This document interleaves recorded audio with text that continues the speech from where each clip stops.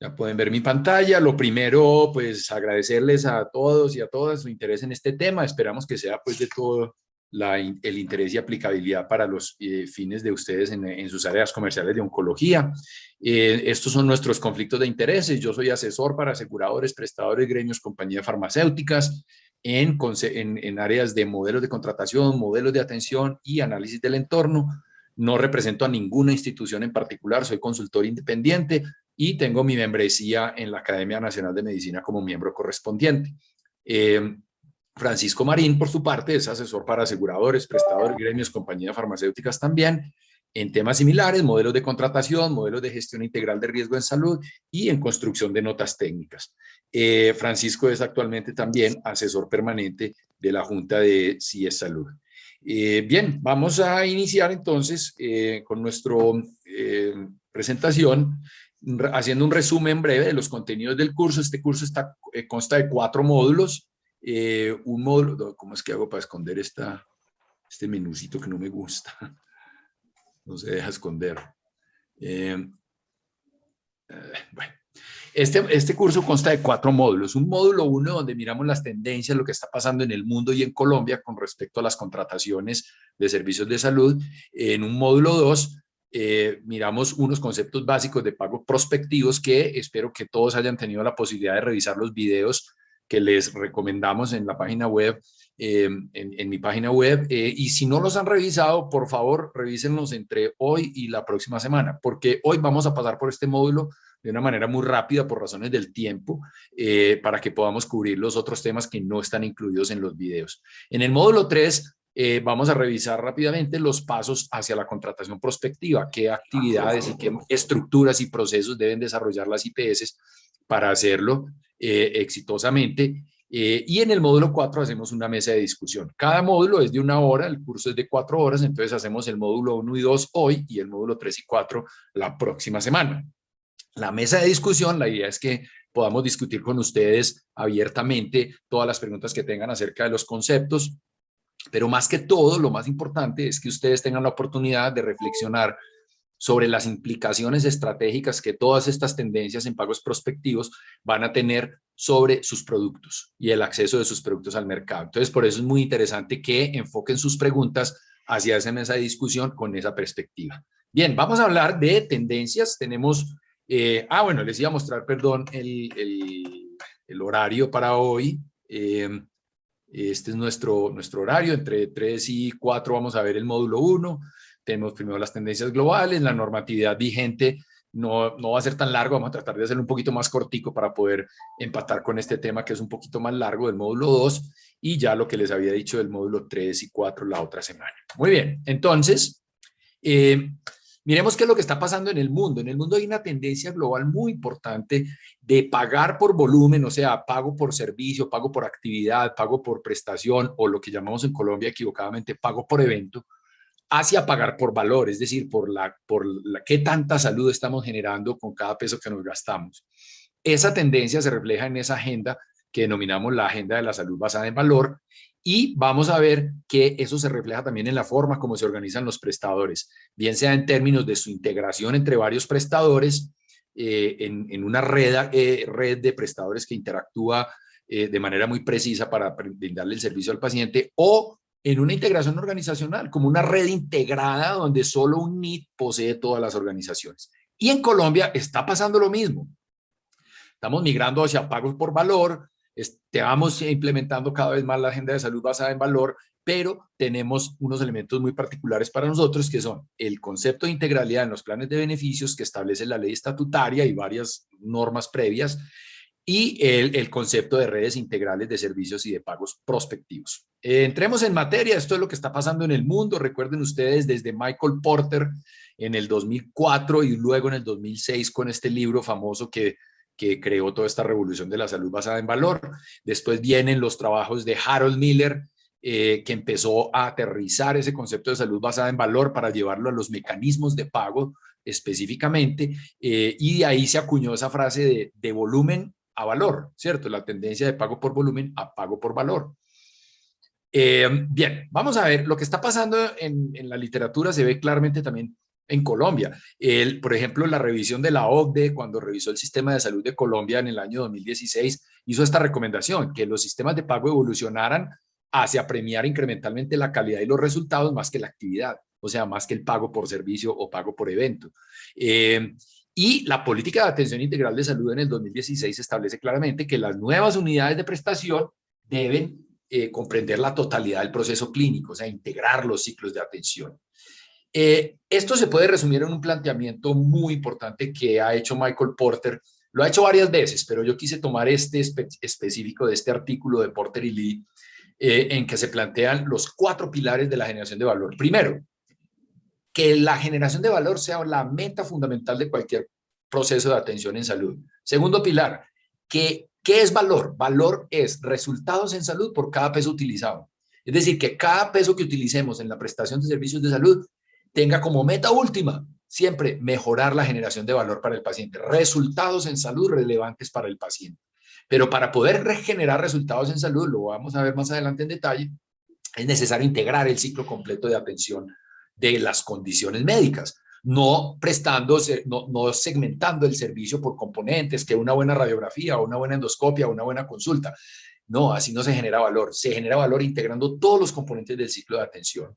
Y para que eso sea posible, es necesario que los pagos migren desde un pago por componentes del servicio que no permiten generar valor hacia pagos empaquetados que integren esos ciclos de atención.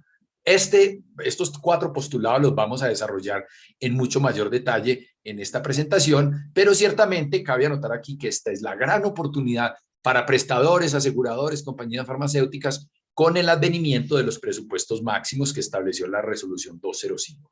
Pero vamos a definir primero, porque ya lo mencioné en la diapositiva anterior, qué es ese concepto de ciclo de atención. El ciclo de atención es el proceso que involucra las etapas de una condición médica, o sea, de una enfermedad o de una patología, desde su abordaje inicial para diagnosticarlo o confirmarlo o estadificarlo en el caso del cáncer, hasta su resolución, que la resolución puede ser, en el caso del cáncer, la remisión o el fallecimiento del paciente o el paso hacia final de vida, y que involucra diferentes escenarios de atención, disciplinas del conocimiento, tecnologías y factores de producción. De escenarios de atención, es por decir hospitalización, urgencias, atención domiciliaria, consulta externa, etcétera.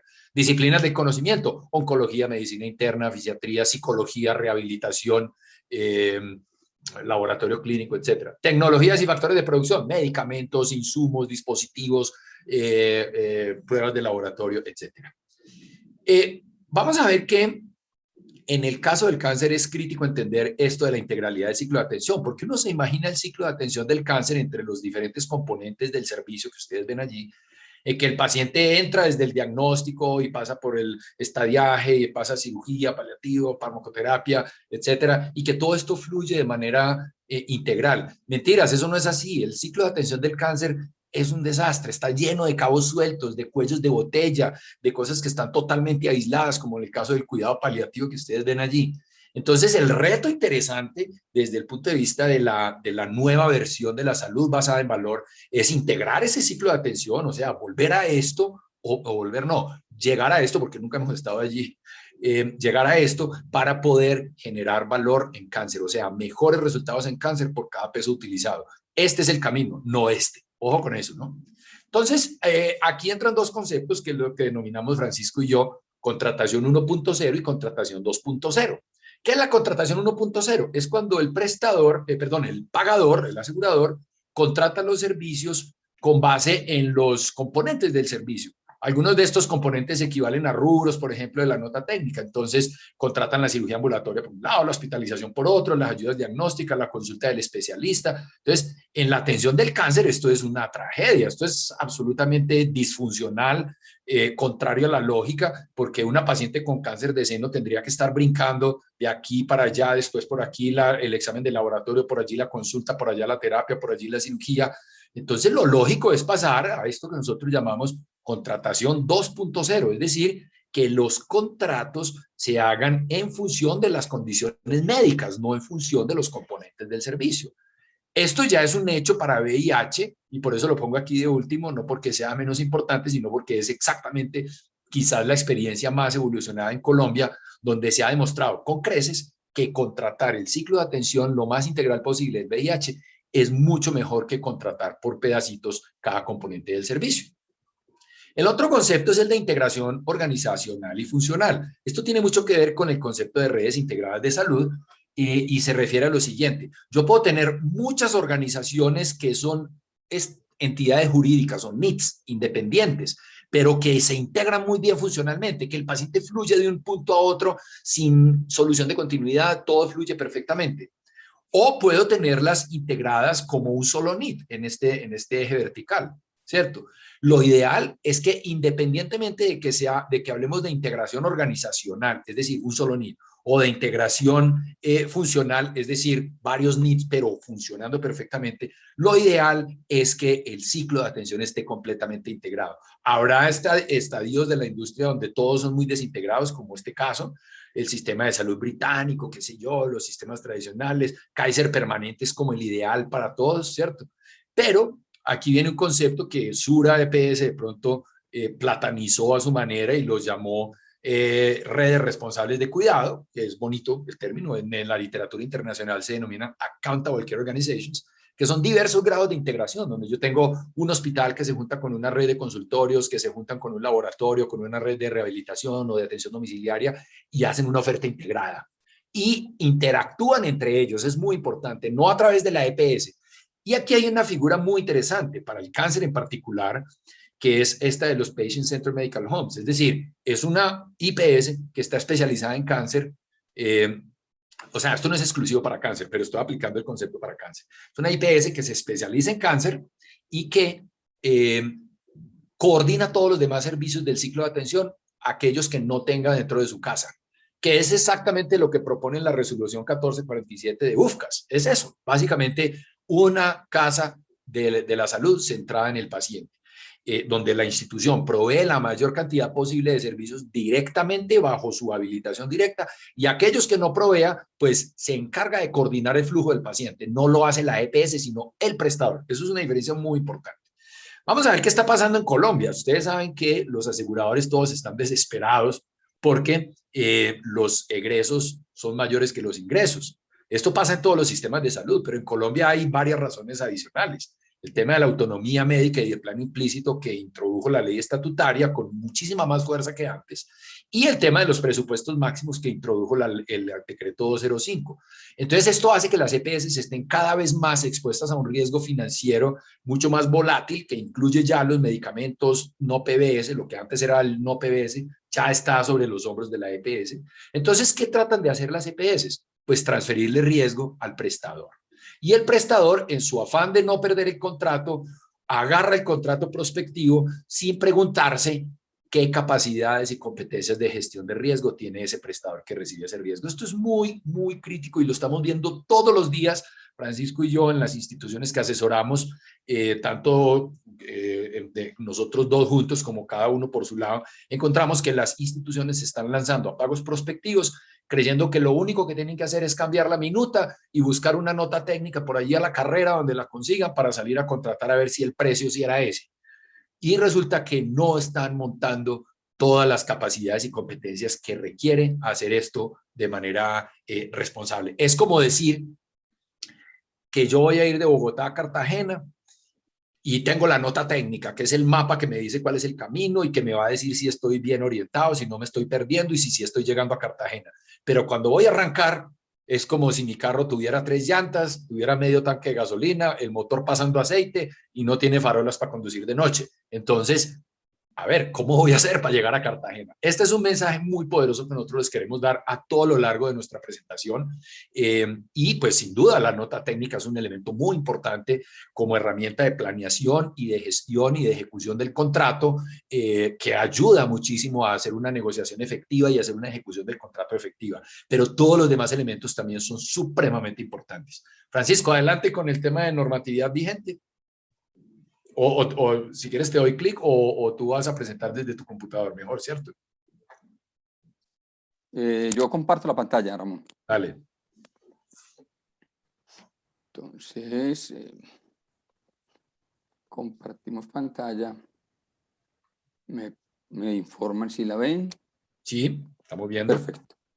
Muy bien, la normatividad vigente. Para que nos pongamos en contexto, y yo creo que aquí cabe la recomendación. Yo sé que son fuerza de ventas, en fin, personas que tienen en su cerebro puesto es el producto, los beneficios del producto, cómo venderlo, cómo sacarlo adelante, pero hay algo que ustedes se enfrentan siempre con clientes cuando hablan con aseguradores y con prestadores, y es el tema de la normatividad, porque de la normatividad se entiende de dónde proceden las cosas, de dónde van, y pueden dar claridad meridiana a un cliente sobre que ustedes entienden claramente que no están ajenos a lo que está pasando con la normatividad, ¿cierto? Porque cuando a uno como directivo de una EPS alguien va y le habla y le habla del producto de todos, pero yo pensando en función de presupuesto máximo, pensando en función de cambio de modalidad de contratación, etcétera, pues obviamente veo al otro desenfocado hacia dónde va el país. Entonces miremos las tendencias de la normatividad en Colombia y cómo estas tendencias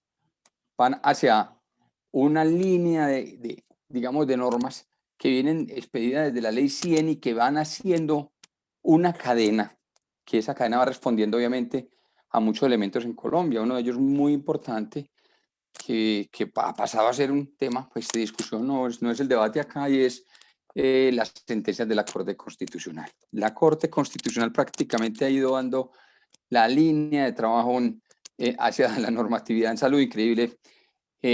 Vamos a partir en la norma más importante, las reformas que ha tenido la Ley 100, que han sido en una secuencia de los últimos años interesante, que la Ley 1122 fue la primera que tuvo una reglamentación simultánea, que fue el decreto 4747 del 2007, que hoy es vigente en la modalidad de contratación.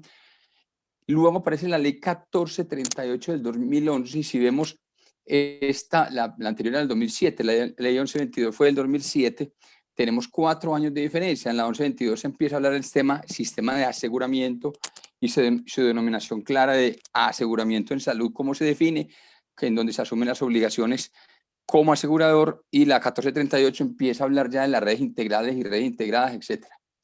Luego aparece obviamente la tan conocida Ley 1751, 4 años después, miremoslo bien, 2015.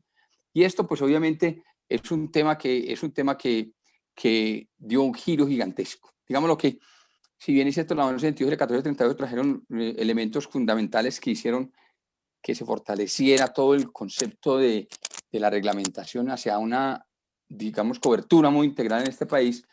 La ley 1122, que tuvo un precedente que lo valida, que fue la sentencia C313, la ley 1751, perdón, es conocida como la famosa ley estatutaria. Y aquí viene el gran cambio radical del sistema, en donde en primer lugar, pues obviamente el derecho a la salud pasa a ser un derecho fundamental, pero por ley, ya no porque lo dijo la Corte, sino en una ley. Y recordemos además que en la ley 1751 se habla del concepto de integralidad. Este trae como consecuencia una resolución que es la 429, Política de Atención Integral en Salud, que es para mí una de las normas que yo recomiendo leer. Y a ustedes les dejo ese mensaje, tomen su notica, léanse la resolución 429, que finalmente es, digamos, el eje central que hoy rige todo el concepto de manejo en salud en Colombia, pero con una condición importante. Y es de que si uno hubiese hecho una revisión para escribir esta resolución, le digo que hubiese sido difícil de un grupo de expertos hacerla, de lo bien hecha que quedó. Entonces vale la pena, primero porque hay que creer en ella, es muy buena, está muy bien estructurada, y además de eso es la que rige hoy las líneas. Aquí surgen 12 líneas gigantescas, y la más gigantesca además los MIAS, que recordemos que es el manual operativo o la parte operativa de la resolución 429, cómo se implementaría. Aparece el decreto 780 del 2016, el decreto único del sector salud, que obviamente trata de incorporar todo lo anteriormente establecido, por eso incorpora la 4747 PANS, no la deroga, que eso es importante. Algunos dicen que la 780 derogó la 4747, no. Esta rige todavía las condiciones de comerciales y de contratación entre prestadores y aseguradores en Colombia. La ley 1955, que es el Plan Nacional de Desarrollo, también muy interesante. A mí pues me parece que si uno cumpliera lo que establece el Plan de Desarrollo para Salud Pública en Colombia, que compromete entes territoriales, entidades adaptadas, una cantidad de cosas tan supremamente bien estructuradas, pues obviamente este país funcionaría en salud, muy distinto a lo que estamos viendo. Aparece la resolución 2626, muy conocida como MAIT, ¿cierto? Modelo de atención integral territorial, que este modelo o modalidad de acción integrales territoriales simplemente lo que hace es que lleva la resolución 429 a articularse con los entes territoriales, ¿sí? Luego aparece la resolución 205, y aquí ustedes pues sí la conocen el nombre muy claro, y si no se lo saben se los pongo, que llama presupuestos máximos. Esta resolución responde al componente de integralidad que viene trabajándose desde la ley estatutaria, pero buscando una modalidad de financiación diferente al recobro que se hacía a la ADRES. Aparece la resolución 2481, que es el plan de beneficios en salud de diciembre del 2020, vigente para el 2021. Estas resoluciones no son tan bien revisadas y uno no se explica por qué la gente no entiende que aquí aparece el anexo, por ejemplo, de medicamentos donde se incorporan todas las nuevas moléculas con sus condiciones de cobertura, igual que el laboratorio, igual que el CUPS, que son las tecnologías CUPS que están en la 2481. Recordando que estas resoluciones ya van hasta la categoría, no hasta la subcategoría del CUPS, y son 3 anexos. El CUPS o la categoría de CUPS cubierta por el PBS o plan de beneficios con cargo a la UPC. El listado explícito del laboratorio, que es explícito, ese sí quedó explícito, pues llama la atención, pero bueno.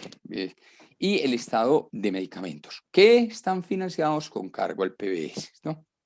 Entonces, ya entrando en esto, pues obviamente podemos decir que el decreto, que uno de los decretos más importantes que puede haber en la relación comercial sigue siendo pero que, digamos, perdió toda vigencia y toda actualización.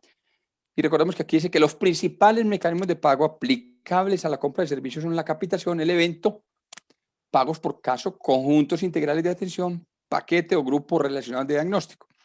Entonces, miren que desde la 2007 ya venimos hablando de unas modalidades de contratación que se denominan prospectivas. Ahora las vamos a ver en las definiciones con el doctor Ramón Manuel Castaño. Y es importante que quede aquí claro algo, y es que esas modalidades prospectivas pues han tenido antecedentes como los conjuntos de atención integral en salud que tenía el Seguro Social, o lo que la gente llamaba los paquetes quirúrgicos, ¿cierto?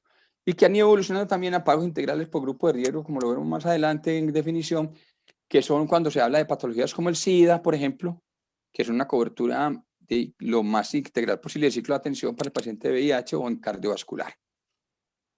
La ley 1122, que es de resaltar y que es de denominar claramente, porque llama la atención que sea la primera vez que se hable de la gestión integral de riesgo en salud o la gestión de riesgo en salud.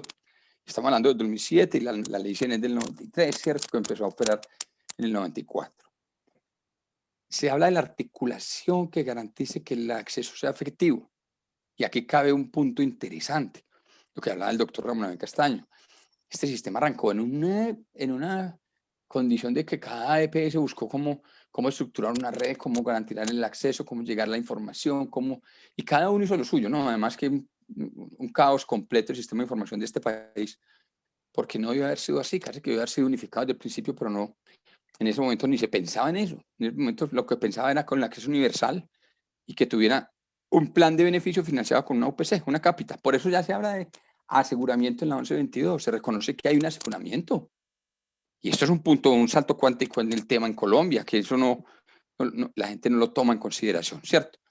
Y habla de la garantía de la prestación de servicios de salud. Entonces, miremos que todos tienen son antecedentes de, este es el antecedente del sistema obligatorio de garantía de calidad, en fin. Y esto es lo que trae una necesidad de empezar a pensar en la gestión integral de riesgo en salud con articulado. Obviamente las EPS asumen un riesgo que es el riesgo financiero a través de la unidad de pago por capitación, que vamos a llamar prima, como lo definiremos más adelante. En este punto, quiero aclarar que la 1122, que habla del financiamiento, dice muy claramente, las EPS de ambos regímenes pagarán los servicios de salud mes anticipado en el 100% del caso de la capitación. Si fuesen por otra modalidad, como pago por evento, global prospectivo o grupo de diagnóstico, se hará como mínimo un pago anticipado del 50% del valor de la factura. ¿Por qué lo resalto? Porque mire que ya hablaba de pago global prospectivo. ¿Cuál fue el problema en este momento de la norma? Ni la 4747 lo mencionó, y la 1122 que lo menciona, siendo una ley lo menciona. Hay una discusión con el ministerio que jurídicamente pueden dar muchos debates. Una ley que ya habla de pago global prospectivo, pero no hay una definición clara en ninguna normatividad reglamentaria de las modalidades de pago globales prospectivos. Entonces, digamos que existe ese vacío, no obstante haberse mencionado en la 1122. Mire el salto a la 1448, que esta es 2015, 1438, perdón, 2011, que esta establece claramente que el contrato de capitación es para los servicios de baja complejidad. Bueno, aquí surge un tema, que es lo que pasa con IPS exclusivas como las de nueva APS, y uno dice que es baja complejidad. ¿Quién la definió?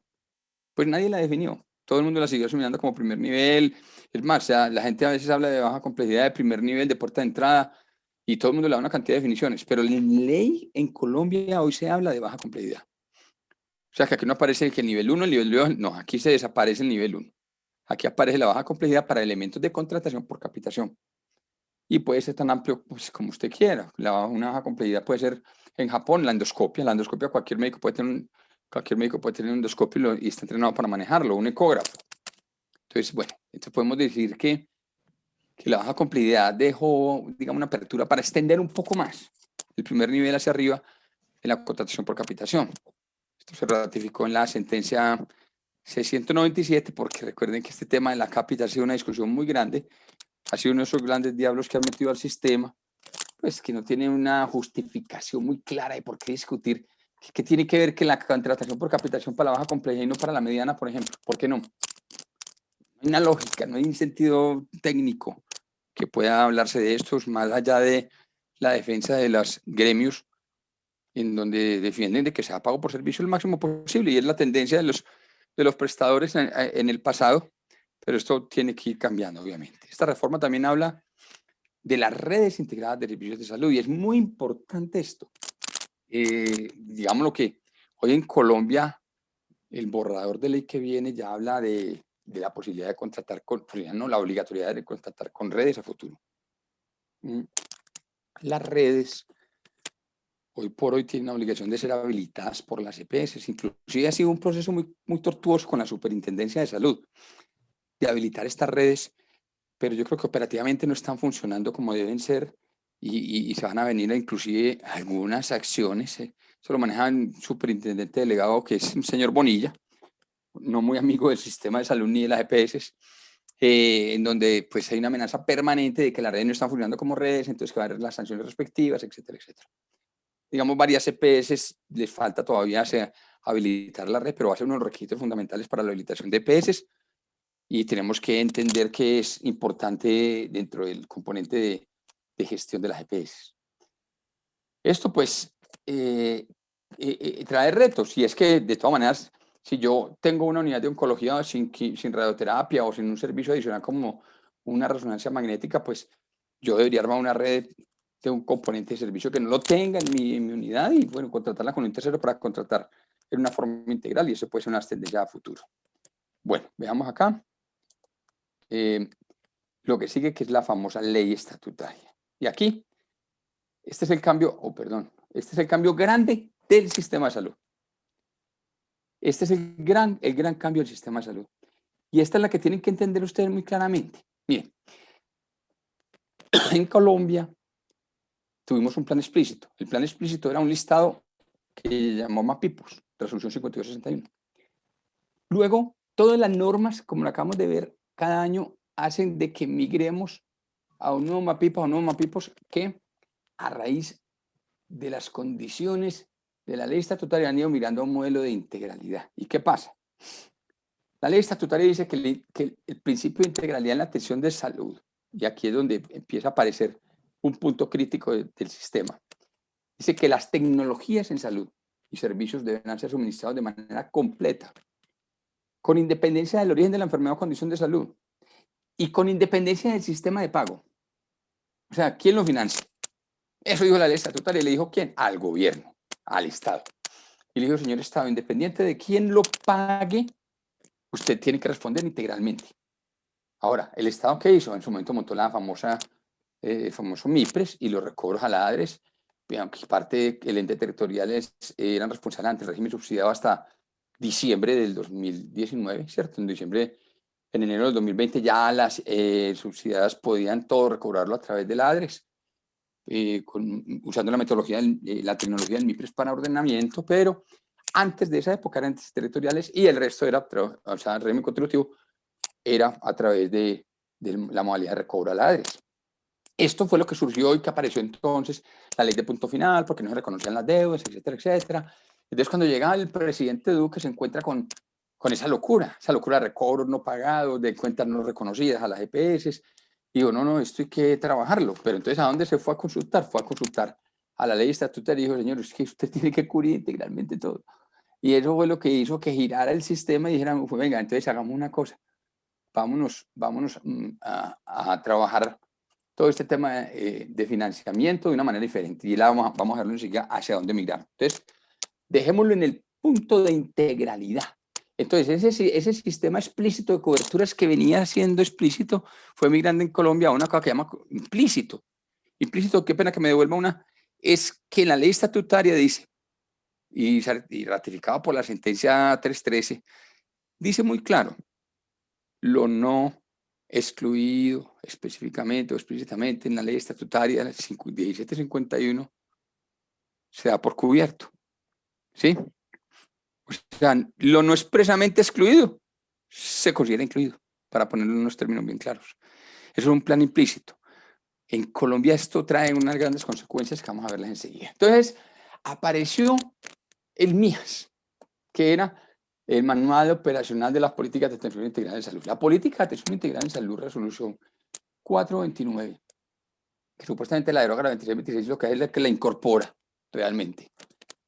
Hay que dar claridad en lo siguiente: tiene un marco estratégico y un marco operacional. El marco operacional son lo que llaman los MIAS.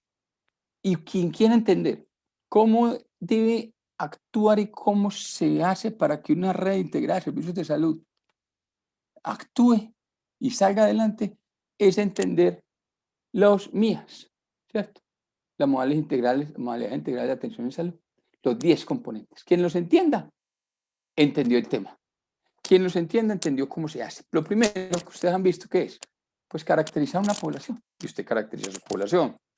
Luego de caracterizarla, implementa la gestión integral de riesgo en salud. Porque ¿para qué caracteriza una población? Pues para cuáles son las cohortes, qué tipo por grupo etario, qué patologías tenemos, etcétera. Y de ahí diseñar la estrategia de abordaje técnico-científico. ¿A través de qué? De gestión integral de riesgo en salud, a través de modelos de gestión integral de riesgo en salud. Pues, aquí no van a enumerar los 10 componentes, van a enumerar los que en secuencia son la lógica para los pagos globales prospectivos y lo que viene en la generación de valor a través de la integración del ciclo de atención el máximo posible, que ya anunció el doctor Ramón Abel Castaño. ¿Y yo cómo hago eso? Pues obviamente a través de redes integradas. Y les digo, tomen lo que más puedan del ciclo de atención y cojan estos riesgos que ya se los caractericé y trabajenlos. Pero ellos necesitan un recurso humano, un talento fortalecido y que obviamente tenga todas las herramientas necesarias para hacer efectiva la gestión de este riesgo mediante modalidades prediseñadas de gestión de riesgo en salud. Y obviamente un sistema de información muy sólido, confiable y que tenga la claridad. Si en una red integrada de servicios de salud, o en un pago integral por grupo de riesgo, en un pago prospectivo, en un pago prospectivo de cualquier modalidad, no tenemos fortalecidos los sistemas de información, de ahí ya partimos muy cojos, ¿no? La manualidad es lo peor que puede existir. Muy bien. Entonces, entendido ya este concepto, podemos migrar a la definición de redes integradas, qué son y cómo se entienden, porque este es importante. Y yo creo que el futuro no va a ser de una red integral, es decir, que tenga todos sus componentes dentro de su PIG, dentro de su NIS, sino que van a ser redes integradas, y tienen que tener una articulación, ¿cierto? Y esa articulación de los prestadores de servicios de salud son los que constituyen las redes integradas de servicios de salud, que tienen un objetivo fundamental. Y yo quiero dejar claridad en estos objetivos que nos los dan la norma para que se entienda hacia dónde debe ir el sistema de salud. Entonces decimos que garantizar el acceso efectivo de servicios de salud, ser integral y resolutivo, gestión de la atención para mejorar los resultados en salud, generación de valor. Redes integradas e integrales, pues Obviamente la integrada es aquella que está toda integrada de arriba abajo en puerta de entrada, luego la mediana y alta complejidad hospitalaria ambulatoria y el alto costo. Entonces podemos decir que aquí tenemos una red integrada. Y una red integral es aquella que dentro del mismo NIT, el mismo triángulo, están todos estos servicios. Esas pues son redes que son muy difíciles de encontrar en Colombia, pero algunos ejemplos podemos ver y podemos tener que se han presentado, inclusive en el caso de Confenal Covalle, cuando Hospedales manejó, fue una red integral. Fue un fenómeno muy interesante, que además tuvo unos resultados interesantes. Presupuestos máximos, por favor, esto es el entendimiento final que quiero que les quede a usted claridad. Y en estos últimos 5 minuticos que me restan voy a hablar de que el Plan Nacional de Desarrollo dijo que la eficacia del gasto debe, pues, para financiar las tecnologías en salud, los servicios en salud no financiados con cargo a los recursos de la UPC, deben ser gestionados por las EPS. Eso lo dijo el Plan Nacional de Desarrollo. Y dijo, oiga, no, venga, no sigamos con este tema del recobro y este cuento que vaya y venga, eso está muy enredado, ¿cierto? Política Duque. Entonces, vamos a meter esto a que la EPS maneje esa plata, que la maneje. Calculen un presupuesto y la ADRE le pasan la plata y que ellos administren esa plata. Y aparece la resolución 52, perdón, resolución 205, que establece unas condiciones, que es la metodología. Y entonces, ¿qué hicieron aquí? Aquí lo único que hicieron fue, señor EPS, siga manejando la cápita para el plan de beneficios.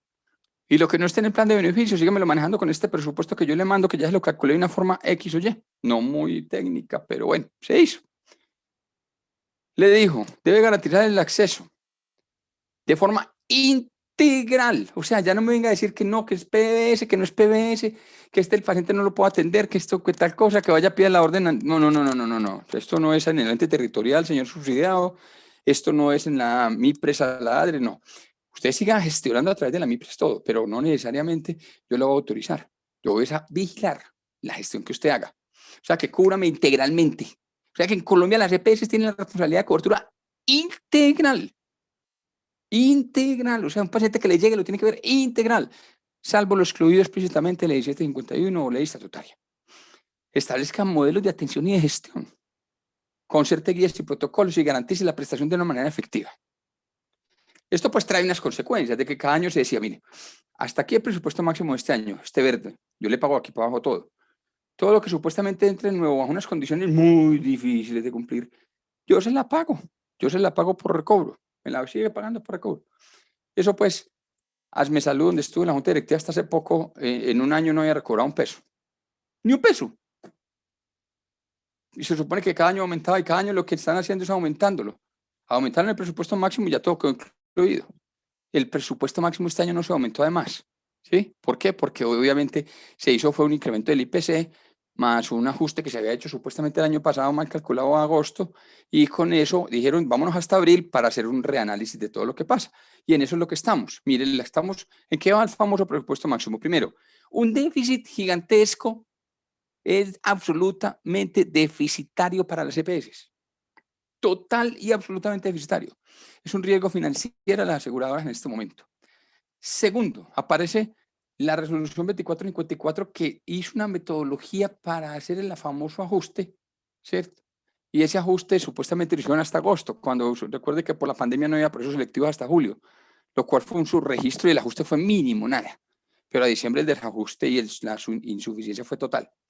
A raíz de esa discusión, entonces hoy el ministerio sacó, pues en 2020 diciembre sacó la 2459 que dice, listo, hagamos una cosa. Tomemos el ajuste del 2454 y el IPC y subámosle a todos el IPC y que sigan atendiendo todo el sistema y ahí veremos en abril el recálculo de cómo realmente el déficit o no, haciendo un estudio de un año, un ciclo de un año, que también sería un error, debería ser precisamente desde agosto del año pasado a marzo o abril. Y en eso estamos hoy con esto, en un déficit gigantesco que cada vez se está llevando a que las EPS busquen más modalidades de pago prospectivo para alegar algo también financiero. ¿Sí? El presupuesto máximo de la resolución 043 fija el presupuesto a transferir a las EPS para este año y dice, vamos a transferir estos montos. Y ya dijo cuántos montos son. Cada EPS lo tiene y a cada EPS le está llegando mensualmente. Y la 135 dice muy claramente las condiciones para el manejo integrado de los recursos en la unidad de pago por capitación y los presupuestos máximos, en donde, ¿qué dijo? Recuerdo que esto fue en marzo del año pasado, y es un tema que esta diapositiva de pronto puede ser un poquito anterior, y es de que recuerden que al principio, cuando se diseñó la 205, el presupuesto se iba a llevar aparte. Eso iba a ser interesante porque apenas no alcanzara la plata y empezara el déficit, la EPS iban a mandar informes y a decir, no tengo cómo cubrirlo, no PBS, no tengo cómo. Y usted tenía un riesgo de peculado por destinación, se utilizaba la cápita para la UPC en los no PBS.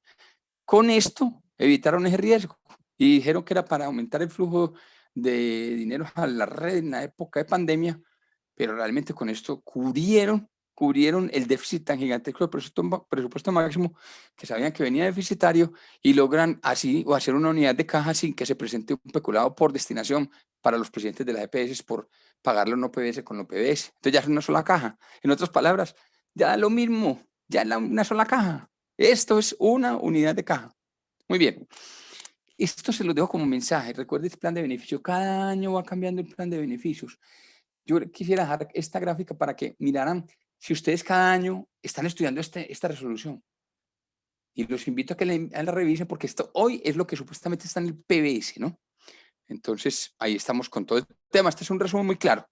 Ya para finalizar, en donde tenemos muy claro establecido lo siguiente. Hay una unidad de caja, ya hay un único plan de beneficios. ¿Cuál es? Todo lo que no esté expresamente excluido. Pues, bueno, no es plan de beneficio es lo que está en la 2481. Pero ¿qué se cubre integralmente en Colombia? Todo. ¿Con quién responde por esa cobertura? Las EPS. Integralmente, ya PBS, no PBS, yo lo llamo cobertura integral, plan de beneficios único, pero pues, como el plan de beneficios tiene un nombre en una norma que es la 2481, podemos decir que este es un plan infinito de salud, lo que llamaban el PIS.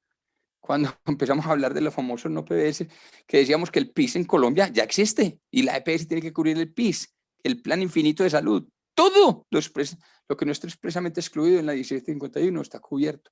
Y esta es una sola unidad de caja, y ya lo vimos.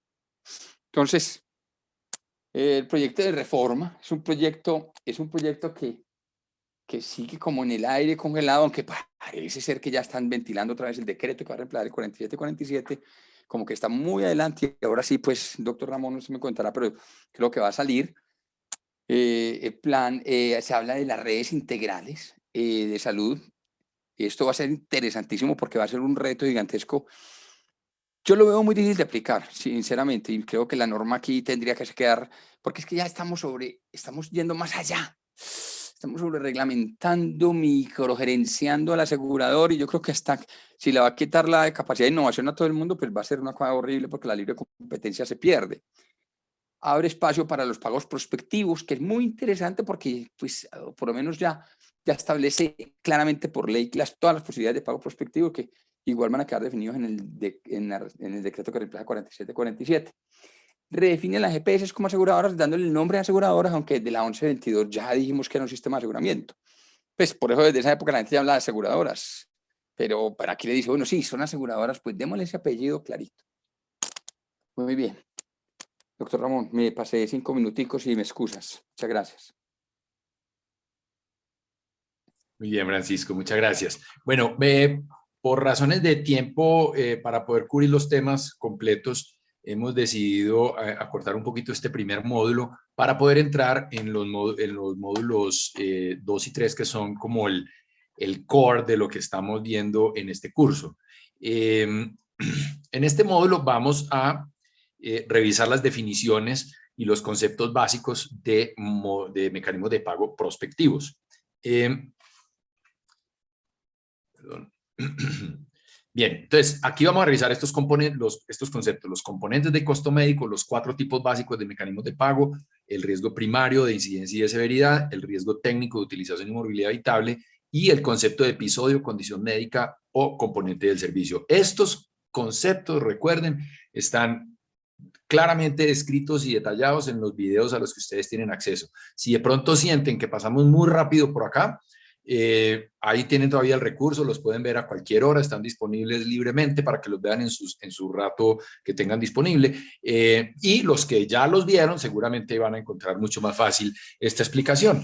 Bien, Quiero además contarles que en ese proyecto de decreto que reforma el decreto 4747, que decía Francisco que era el vigente hasta ahora en las relaciones contractuales, en ese proyecto están reflejados estos conceptos que les vamos a presentar acá. Y ello pues no es gratuito. Francisco y yo hemos sido parte muy importante de las discusiones al interior del ministerio, hemos aportado todos estos conceptos, ellos adoptaron buena parte de estos conceptos. Obviamente no nos los inventamos nosotros, pero los hemos ido decantando y desarrollando, y por eso pues creo que esperamos que haya una muy buena coincidencia entre los conceptos del decreto y los que nosotros presentamos aquí. El primer concepto es el de los componentes del costo médico en salud. El costo médico por persona al año es el producto de 5 factores multiplicativos, que son los siguientes. Primero, ¿de qué se enferma la gente? Es decir, el número de condiciones médicas por persona durante el año. Segundo, dado que se enfermó de algo, la siguiente pregunta es, ¿cuántos contactos o cuántos episodios de atención tuvo dentro de esa condición médica? ¿Sí? Por ejemplo, el paciente diabético es una condición médica. Tuvo 3 contactos por sus controles de seguimiento y tuvo un episodio de hipoglicemia, entonces tiene 4 contactos, ¿cierto? 3 de ellos son contactos iniciados por el prestador para hacer un control y uno de ellos es un episodio agudo que es una hipoglicemia, ¿cierto? Ahora, cada contacto a su vez genera, o cada episodio a su vez, genera un número y tipo de servicios que se utilizan durante el contacto. Por ejemplo, la consulta, la atención de urgencias, el traslado, ¿cierto? Y dentro de cada servicio hay incluso otro nivel de desagregación en algunos de ellos en el que yo puedo definir con un código CUPS o con un código ATC los medicamentos, los insumos, las pruebas de laboratorio específicos, ya los servicios con el código CUP súper desagregado. Y al final, cada cosa de esas va a tener un costo o un precio, dependiendo si se trata del prestador, pues será un costo, o si se trata del asegurador, pues será un precio, ¿cierto? Por cada uno de esos factores de producción o por cada uno de esos tipos de servicios. Estos son los 5 factores multiplicativos y fíjense que hay una cosa importante, que estamos hablando de persona año. ¿Recuerdan cuando hablábamos de contratación 1.0 y 2.0? La contratación 2.0 se refiere a las necesidades del individuo, al paciente con sus enfermedades. Eso ya es un paso importante hacia la contratación 2.0. Ahora ustedes me van a responder por el chat. Yo voy a mirar aquí el chat. Vamos a mirar aquí, participants. Vamos a mirar. Ah, no, perdón, este no es el chat. Ay, bendito sea mi Dios.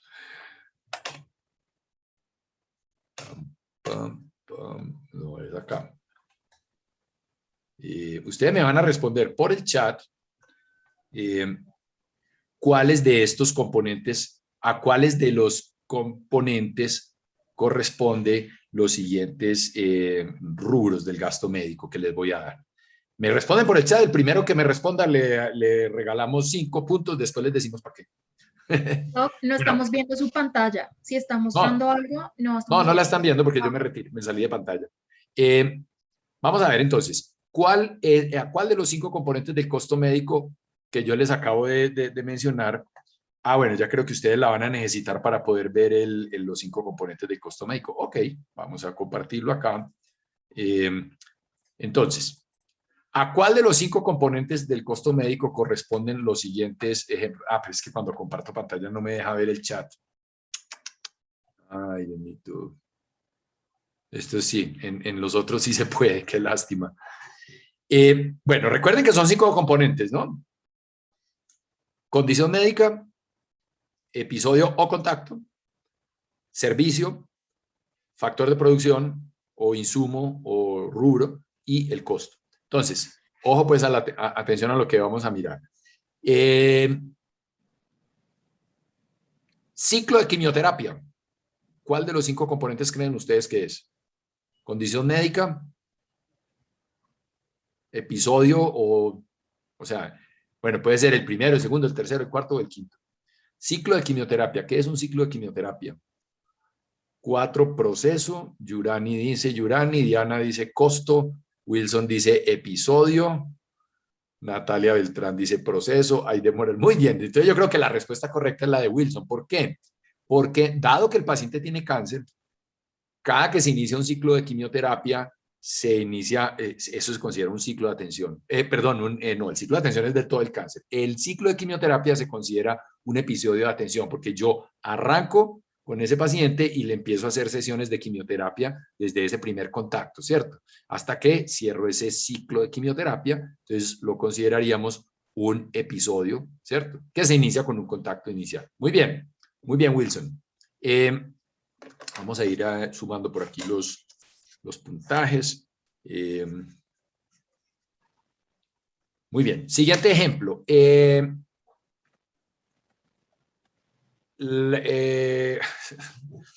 Uso de paclitaxel.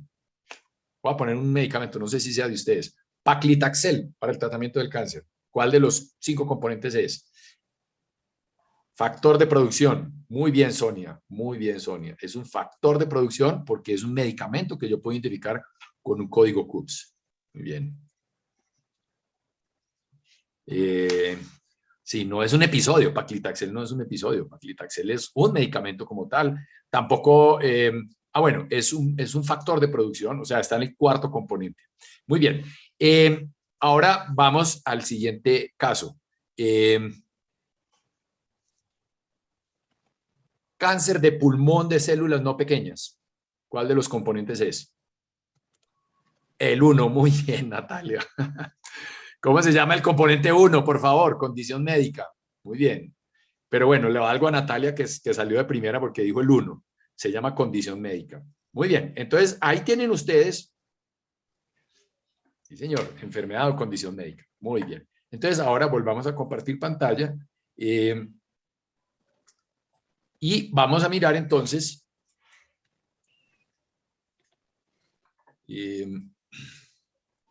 los otros dos conceptos supremamente importantes que ustedes, por favor, pongan toda su atención a estos 2 conceptos que vamos a definir acá, porque estos 2 conceptos son vertebrales a todas las definiciones que vamos a seguir manejando de aquí en adelante. Y son los conceptos de riesgo primario y riesgo técnico.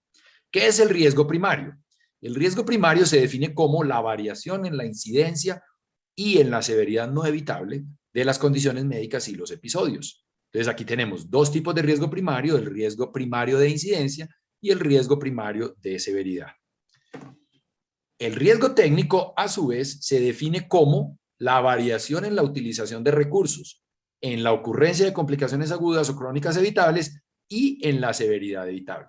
Entonces aquí tenemos 2 tipos de riesgo técnico. Uno es el de la morbilidad evitable, es decir, ocurrencia de complicaciones agudas o crónicas evitables, severidad evitable, y el riesgo primario, el riesgo técnico de utilización, ¿sí? Vamos a dar algunos ejemplos de riesgo primario de incidencia.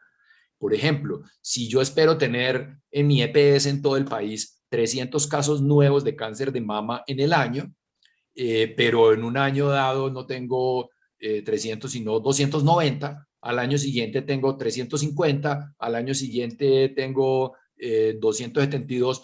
Esa variación por encima y por debajo de la incidencia del valor esperado es lo que se denomina riesgo primario.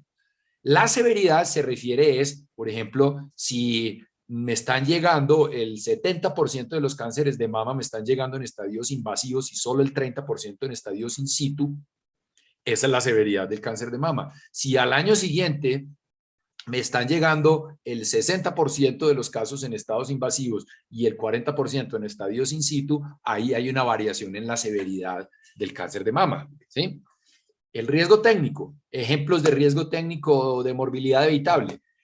Un paciente que llega con apendicitis al servicio de urgencias y lo dejan 6 horas en observación porque el cirujano no llega, porque la EPS no ha autorizado, y entonces el paciente queda 6, 8, 10 horas en la sala de observación en urgencias y se perfora el apéndice. Eso es morbilidad evitable porque si ese paciente estuviera bien atendido, no le debería haber pasado eso. En cáncer, pongamos un ejemplo en cáncer, un riesgo técnico de morbilidad evitable, por ejemplo, puede ser en la radioterapia, le excedieron la irradiación al paciente y le causaron una cantidad de lesiones, o la enfocaron mal y le lesionaron tejido sano, tejido no neoplásico.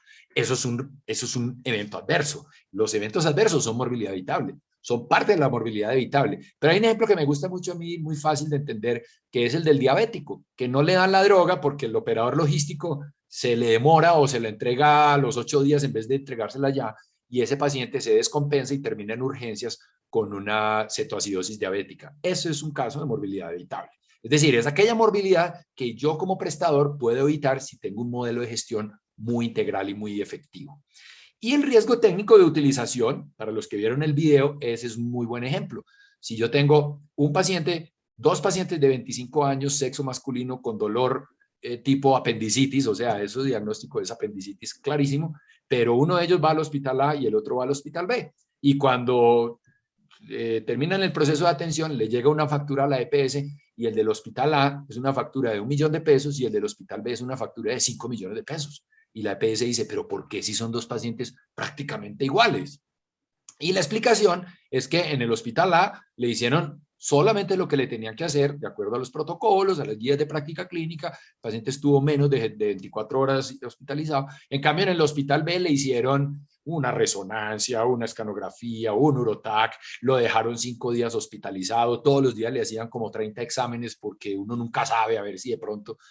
Y pues claro, lo que muestra el hospital B es una variación en la utilización de recursos que no está justificada en la evidencia, porque así no se maneja una apendicitis, ¿cierto?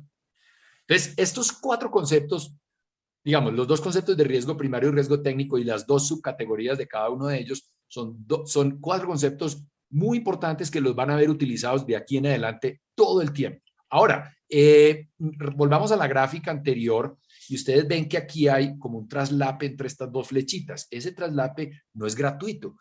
¿Por qué? Porque hay algunos casos en el que el riesgo primario de severidad sí es evitable.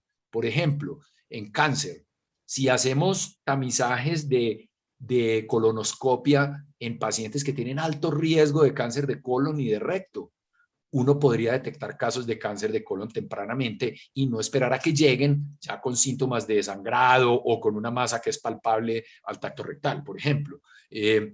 Entonces, aquí digamos que sí, es la severidad, es el riesgo primario de severidad, pero yo lo puedo de alguna manera detectar tempranamente si tengo una posibilidad de ir a buscarlo con unos criterios muy, muy bien definidos. Pero el riesgo técnico también a su vez, la morbilidad, el riesgo técnico de morbilidad evitable también a veces puede que sea un riesgo primario. ¿Por qué?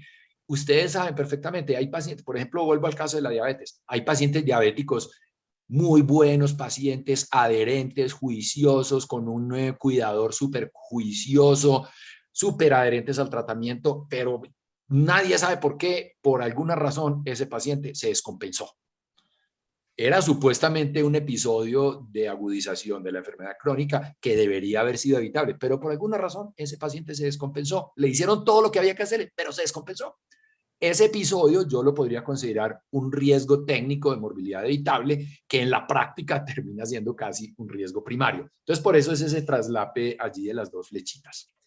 Ok, entonces, muy importante esas clasificaciones. Vamos otra vez a las preguntas. Y ustedes me van a decir aquí, entonces, cuál de estos componentes es riesgo primario y cuál de estos componentes es riesgo técnico. Entonces, paciente con cáncer de pulmón que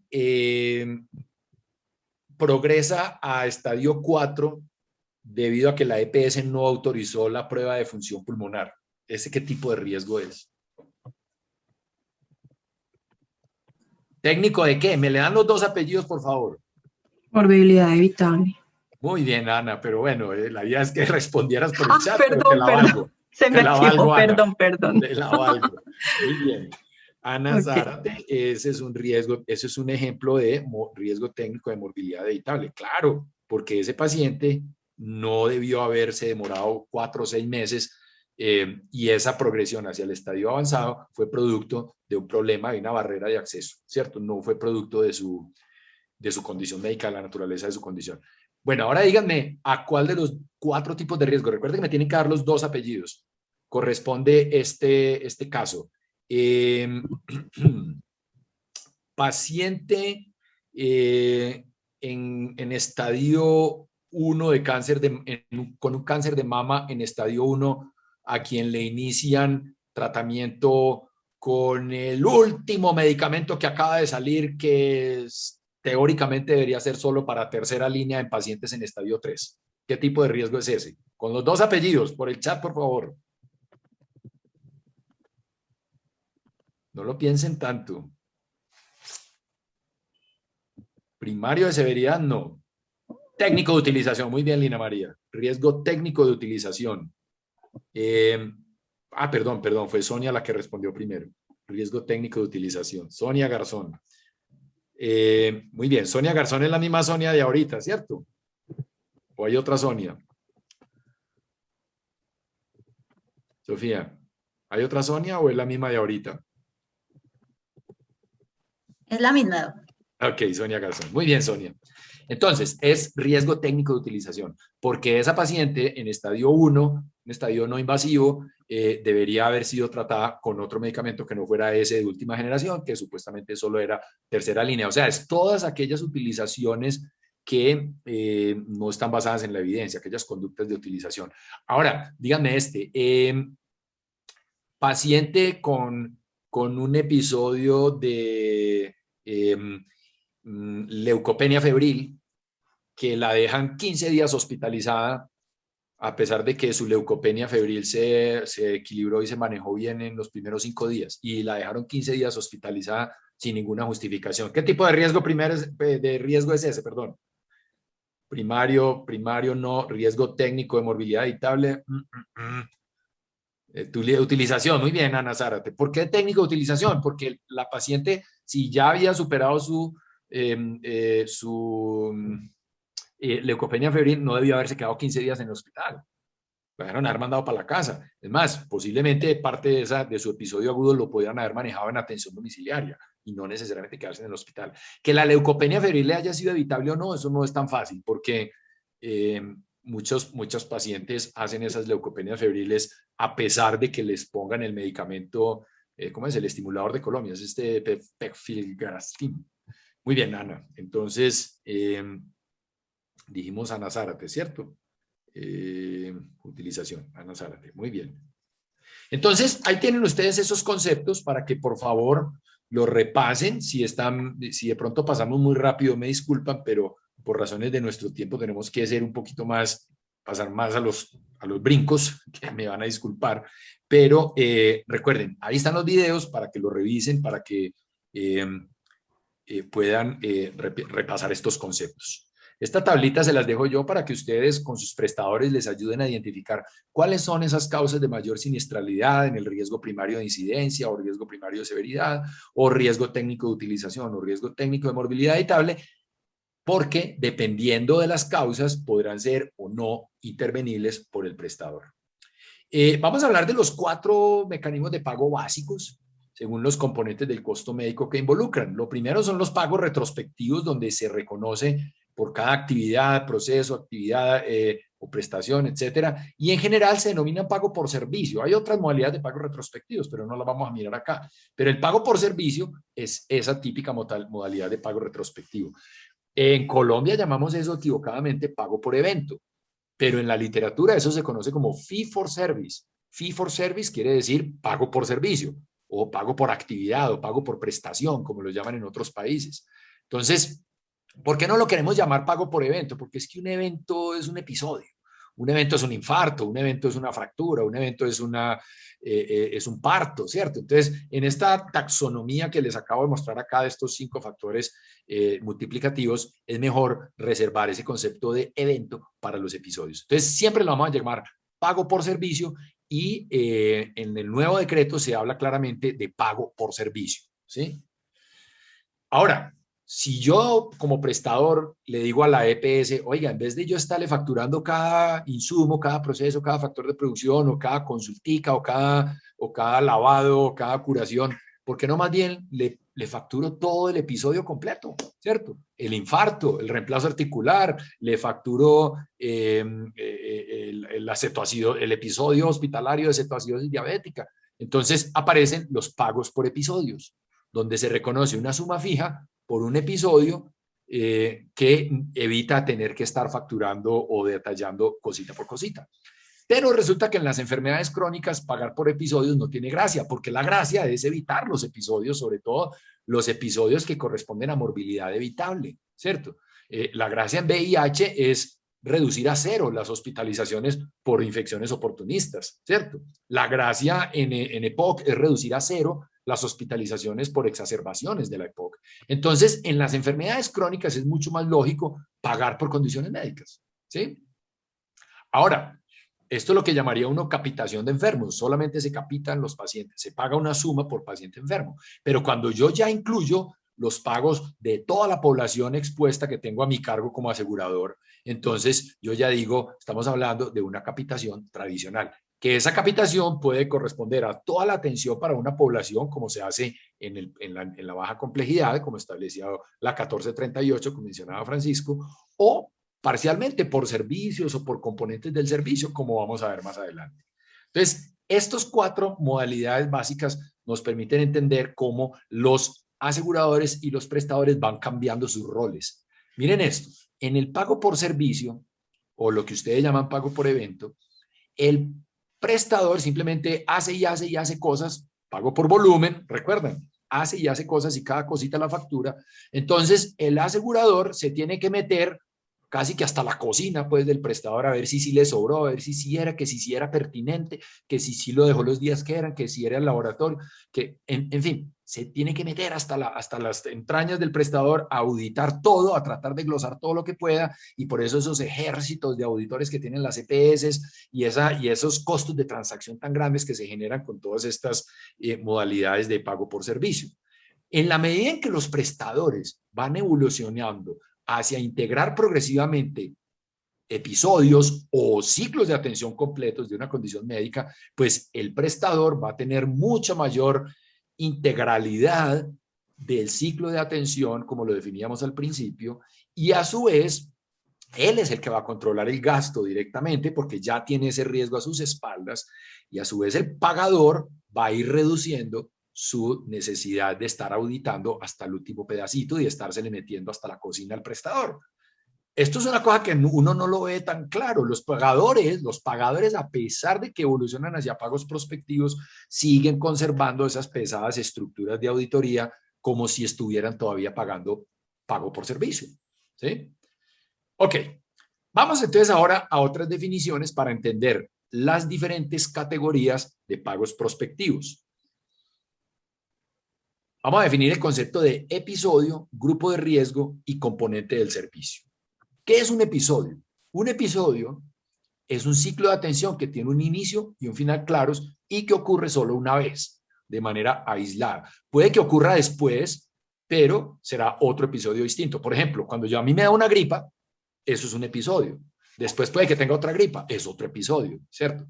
O cuando yo tengo un infarto, eso es un episodio. Después puede que tenga otro infarto. Claro, están conectados a través de la enfermedad coronaria y etcétera, la arteriosclerosis. Pero yo puedo decir claramente que un infarto empieza aquí, el día 0, cuando me hacen el diagnóstico, y yo puedo como pagador decir, usted, prestador, me responde por los siguientes 3 meses de ese paciente mientras se recupera, y el final del ciclo de atención será dentro de 3 meses. Y ese infarto me va a incluir el episodio agudo, el primer episodio. Si el paciente se rehospitaliza, si reingresa, también está incluido en ese pago. Y yo le voy a incluir en esos 3 meses los medicamentos, la rehabilitación cardíaca y algunas de las comorbilidades, las complicaciones más frecuentes del infarto o de la terapia, ¿cierto? Entonces, ese es el concepto de episodio. Es un ciclo de atención que tiene principio y tiene final. Ustedes lo ven ahí claramente. En cambio, en el grupo de riesgo, que típicamente se refiere a condiciones crónicas, yo tengo un grupo de pacientes que comparten una misma característica de riesgo, usualmente crónicas, cuyo ciclo de atención yo sé cuándo empieza, pero no sé cuándo termina. Por ejemplo, yo tengo un paciente que en el año 1 es diagnosticado con una enfermedad crónica, en el año 2 va a seguir con ella, en el año 3 y así sucesivamente, ¿sí? Entonces, el ciclo de atención del primer año es todo lo que ese paciente necesita para su enfermedad crónica durante este año, pero ese ciclo de atención vuelve y se repite y vuelve y se repite y vuelve y se repite. Entonces, el ciclo de atención de la enfermedad crónica tiene inicio, pero nunca tiene final, ¿cierto? El hecho de que yo lo renegocie cada año, que lo vuelva a contratar cada año, no quiere decir que el paciente se alivia el 31 de diciembre y vuelve a enfermarse el 1 de enero del año siguiente para iniciar otro ciclo de atención. No, el paciente siempre tendrá VIH, ¿cierto? Entonces, cada año lo contrato, pero el ciclo de atención no tiene final, excepto cuando el paciente fallece o cuando entra en remisión. Algunas patologías crónicas al final desaparecen algunas veces, o cuando el paciente se traslada de EPS o se va para otra zona del país, ¿cierto? Y el tercer concepto que quiero que definamos es el concepto de componente del servicio. Es decir, es el tipo del servicio o el escenario de atención que simplemente es una partecita del ciclo de atención. Por eso se llama un componente del servicio. Volvamos al ejemplo de esta tablita que les mostraba al principio para definir contratación 1.0 y 2.0, porque ahí ustedes pueden ver los rubros del servicio con los que típicamente se conforma o se constituye una nota técnica con diversos grados de desagregación, pero cuando la EPS contrata esa modalidad de contratación 1.0, está contratando por componentes del servicio. Por ejemplo, imágenes diagnósticas, ¿cierto? O hospitalización, es un escenario de atención. Imágenes diagnósticas es un tipo de servicio, ¿cierto? Entonces, ese es lo que nosotros llamamos un componente del servicio. Estos tres conceptos, episodio, condición crónica o grupo de riesgo, y componente del servicio, son tres conceptos muy importantes para poder entender la taxonomía de los pagos prospectivos. Entonces, para poder entender y definir esa clasificación, hemos definido tres pasos. Les voy a contar un poquito de historia de la cual Francisco y yo pues, nos sentimos muy orgullosos. Cuando empezaron a aparecer esos conceptos de PGPs, más o menos por allá en el año 2012, por una iniciativa muy creativa de la nueva EPS, empezó todo el mundo como loco a replicar ese concepto, y entonces ese concepto de PGP fue evolucionando de una manera totalmente anárquica, ¿cierto? Y por allá en 2014, 2015, cuando le hablaban a uno de PGP, uno creía que le estaban hablando de lo mismo, y mentiras. Cuando Francisco y yo nos pusimos a decantar este concepto, nos dimos cuenta que el concepto de PGP quería decir cosas muy diferentes para muchas personas, ¿cierto?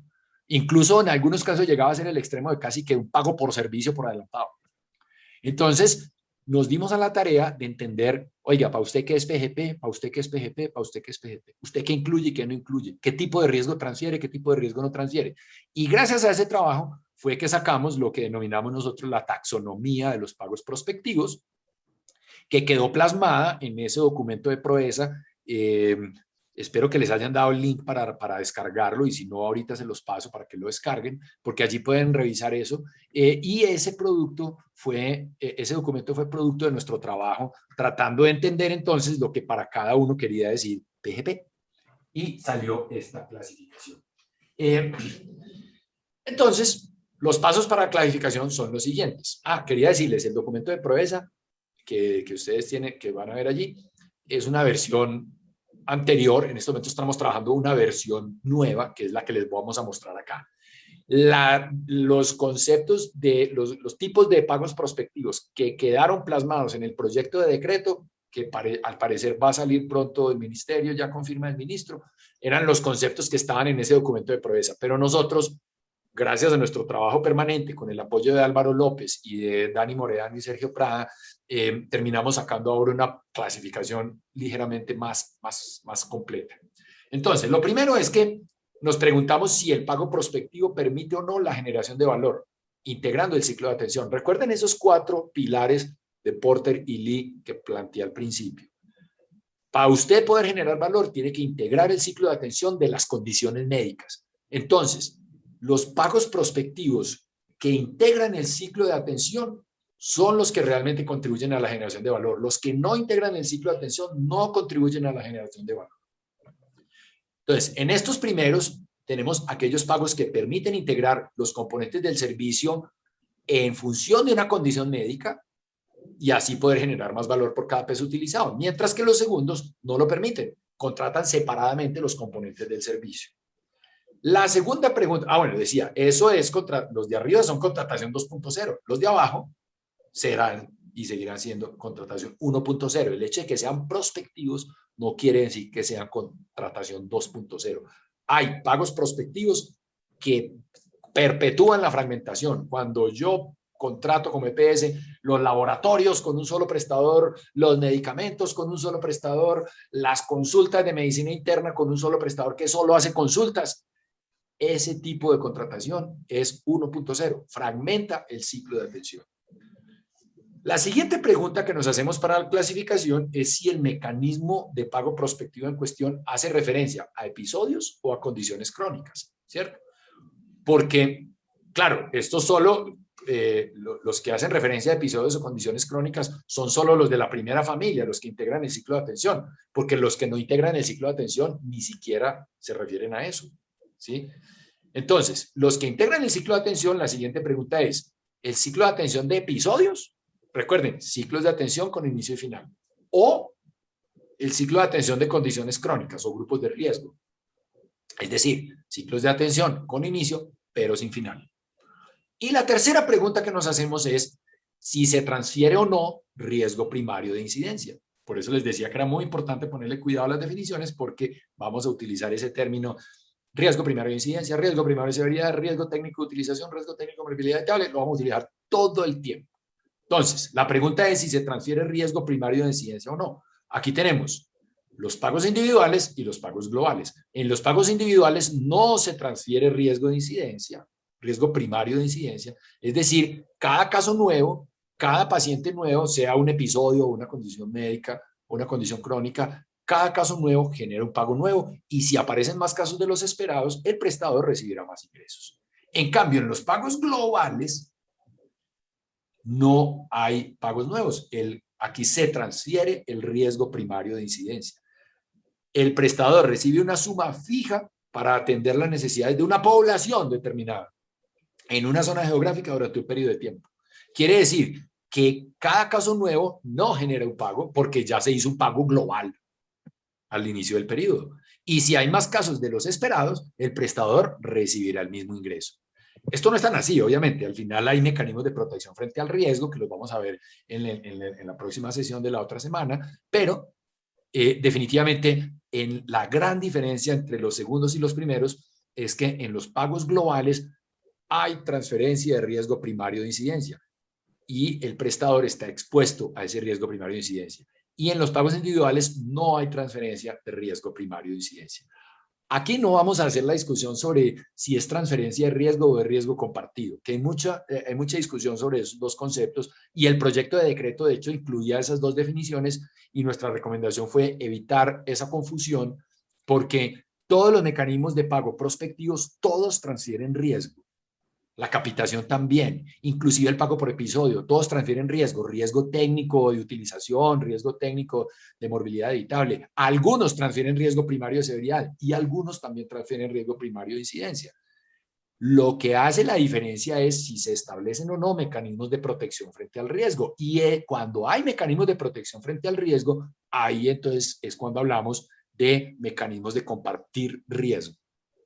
Pero no es cierto que transferir riesgo es una cosa diferente de compartir riesgo. Compartir riesgo es un complemento de la transferencia de riesgo. Ok, entonces con estos tres criterios, mírenlos ustedes ahí. ¿Integran o no el ciclo de atención? Segundo, estamos hablando de episodios o de condiciones crónicas. Y tercero, estamos hablando de transferencia o no de riesgo primario de incidencia. Y ahí ya tenemos entonces los criterios, los tres criterios para definir todas las categorías posibles de pagos prospectivos. El proyecto de decreto solamente habla, o sea, hace estas dos definiciones que son episodios y condiciones crónicas, pero solamente habla de si se transfiere o no riesgo primario de incidencia. Y eso, pues, como les digo, era la versión antigua de nuestra taxonomía, pero al agregar estas dos variables, estas dos preguntas, si integran o no el ciclo de atención, que eso lamentablemente no alcanzó a quedar en el decreto porque lo construimos después de que ese decreto ya fue prácticamente aprobado. Entonces, lo que queremos señalar con este criterio primero, con esta primera pregunta, es que realmente los pagos prospectivos deben evolucionar hacia la generación de valor, porque si es para seguir fragmentando la atención, pues van a seguir destruyendo valor. Entonces, el paciente oncológico, que le dan la droga por aquí, el laboratorio por allí, la radioterapia por allá, el PET-CT por acá, por Dios, es ese modelo, es ese ciclo de atención lleno de cabos sueltos y de cuellos de botella que les mostraba al principio. La idea es que se integre el ciclo de atención, que el pago, en el caso de oncología, sería pago por condición médica, ¿cierto? Puede ser individual o puede ser global. Es como el más común, ¿cierto? Pero que integre el ciclo de atención, por Dios, no que lo siga fragmentando, así se llame prospectivo, ¿ok? Entonces vamos a mirar las definiciones, no las voy a definir en detalle aquí porque esto nos tomaría mucho tiempo. Y les insisto nuevamente, por favor, revisen el video, que ahí está muy explicadito cada una de estas definiciones. Entre los pagos individuales, o sea, sin transferencia de riesgo primario de incidencia, que se refieren a episodios, es decir, ciclos de atención con inicio y final, y que integran el ciclo de atención, tenemos estas tres categorías: el pago individual por episodio, el pago individual por especialidad, el pago individual por nivel de complejidad. Entre los pagos globales, es decir, ya representan transferencia de riesgo primario de incidencia para el prestador, también hablamos de episodio, de especialidad y de nivel de complejidad. El de episodio es claramente entendible, se paga por un episodio, bien sea de manera individual o de manera global. El de especialidad se refiere a especialidades que integran muy bien ciclos de atención. Por ejemplo, oftalmología integra perfectamente el ciclo de atención del glaucoma, de la degeneración macular relacionada con la edad, inclusive del trauma ocular, de muchas patologías de oftalmología, que yo puedo decir, pago individual por especialidad, pero me cubre estas condiciones médicas y les integra todo el ciclo de atención. El orzuelo, el estrabismo, la catarata. La oftalmología integra todos esos ciclos de atención. En algunas especialidades no necesariamente las integra todas. Por ejemplo, en enfermedad inflamatoria intestinal, uno diría el pago por gastroenterología no permite integrar la condición enfermedad inflamatoria intestinal. De pronto sí, si la institución especialista en gastroenterología integra al inmunólogo, integra al cirujano para la cirugía en la enfermedad de Crohn, o integra al internista para el manejo de las comorbilidades básicas, es perfectamente compatible decir que estamos integrando el ciclo de atención de la enfermedad inflamatoria intestinal a través de un pago por especialidad. Miren que no es totalmente incompatible. El nivel de complejidad se refiere entonces al pago por un nivel de complejidad dado, donde se suman todas las tecnologías para responder a las necesidades de ese nivel de complejidad, a la necesidad del paciente en ese nivel de complejidad. Y aquí sí se pueden integrar ciclos de atención, claro que sí, porque tanto en episodios como en condiciones crónicas, aquí lo repetimos los tres. ¿Por qué? Por ejemplo, artritis reumatoide. Y si yo tengo un pago individual por nivel de complejidad, donde cada paciente nuevo que llegue al hospital o al servicio ambulatorio de ese hospital, con una patología de mediana y alta complejidad, pues yo lo pago integralmente, como artritis reumatoide, por ejemplo, o lo voy a poner más claro, trauma cerrado de abdomen. Es un paciente que llega a un hospital de alta complejidad, se le hace una cirugía inicial, un tratamiento quirúrgico, si tiene complicaciones se le manejan en el hospital, el paciente se da de alta y se manejan las complicaciones posteriores, digamos, durante el mes siguiente o los 3 meses siguientes, los reingresos hacen parte del mismo pago. Estoy haciendo un pago por nivel de complejidad. Yo no estoy diciendo que si es trauma cerrado de abdomen con ruptura de víscera hueca, con hemorragia interna, no sé qué, o con peritonitis. No, estoy diciendo simplemente nivel de complejidad. Y ese ciclo de atención del trauma cerrado de abdomen queda totalmente cubierto en ese nivel de complejidad. Por eso lo pusimos acá, ¿cierto? En el grupo de los que integran el ciclo de atención. Igual para condiciones crónicas, ¿cierto? Digamos un paciente con, vuelvo al caso de enfermedad inflamatoria intestinal.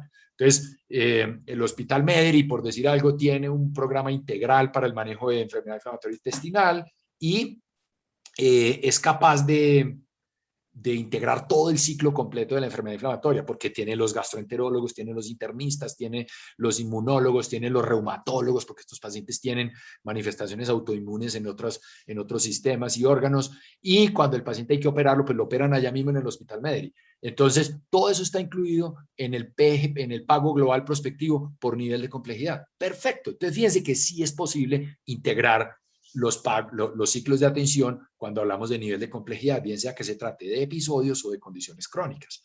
Ahora, una cosa muy interesante del pago global prospectivo por nivel de complejidad, tanto en episodios como en condiciones crónicas, es que se convierten como en la antesala de las capitaciones globales. Sí, sí señor, no les tengamos miedo a la capitación global.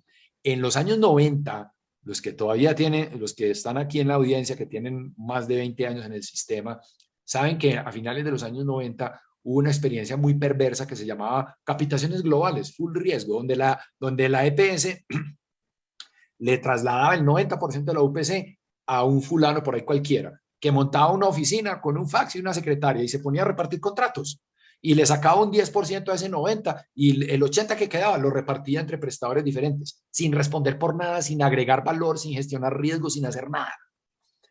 Esas capitaciones globales, gracias a Dios, las acabaron porque eran una perversidad absoluta. Eso no era sino extraer rentas del sistema. Ahí no había agregación de valor. Pero hoy en día, con la evolución que hemos tenido durante 20 años hacia las redes integrales de salud, desde la ley 1438 hasta la ley estatutaria, hasta el nuevo proyecto de ley 010 que ya está en el Congreso nuevamente, estamos insistiendo cada vez en redes integrales. Y han evolucionado redes integrales en Colombia como Hospedale, como Promedan, como Virrey Solís, como Viva 1A, que viene evolucionando desde la puerta de entrada hacia arriba, ¿cierto? Y ya están a un cacho de tener un hospital propio. Esas redes integrales, ¿cómo más van a contratar después si no es cápita de nivel básico y PGP de mediana y alta complejidad, ambulatorio hospitalario? ¿Eso qué se llama? Transferencia de riesgo, full riesgo. El día de mañana eso lo podemos llamar capitación global y no va a pasar nada, porque esas redes integrales van a tener la capacidad de gestionar integralmente todo el riesgo, como ya lo demostró la experiencia de Hospedale en el Valle cuando tenían no solo los hospitales, sino la puerta de entrada propia de ellos.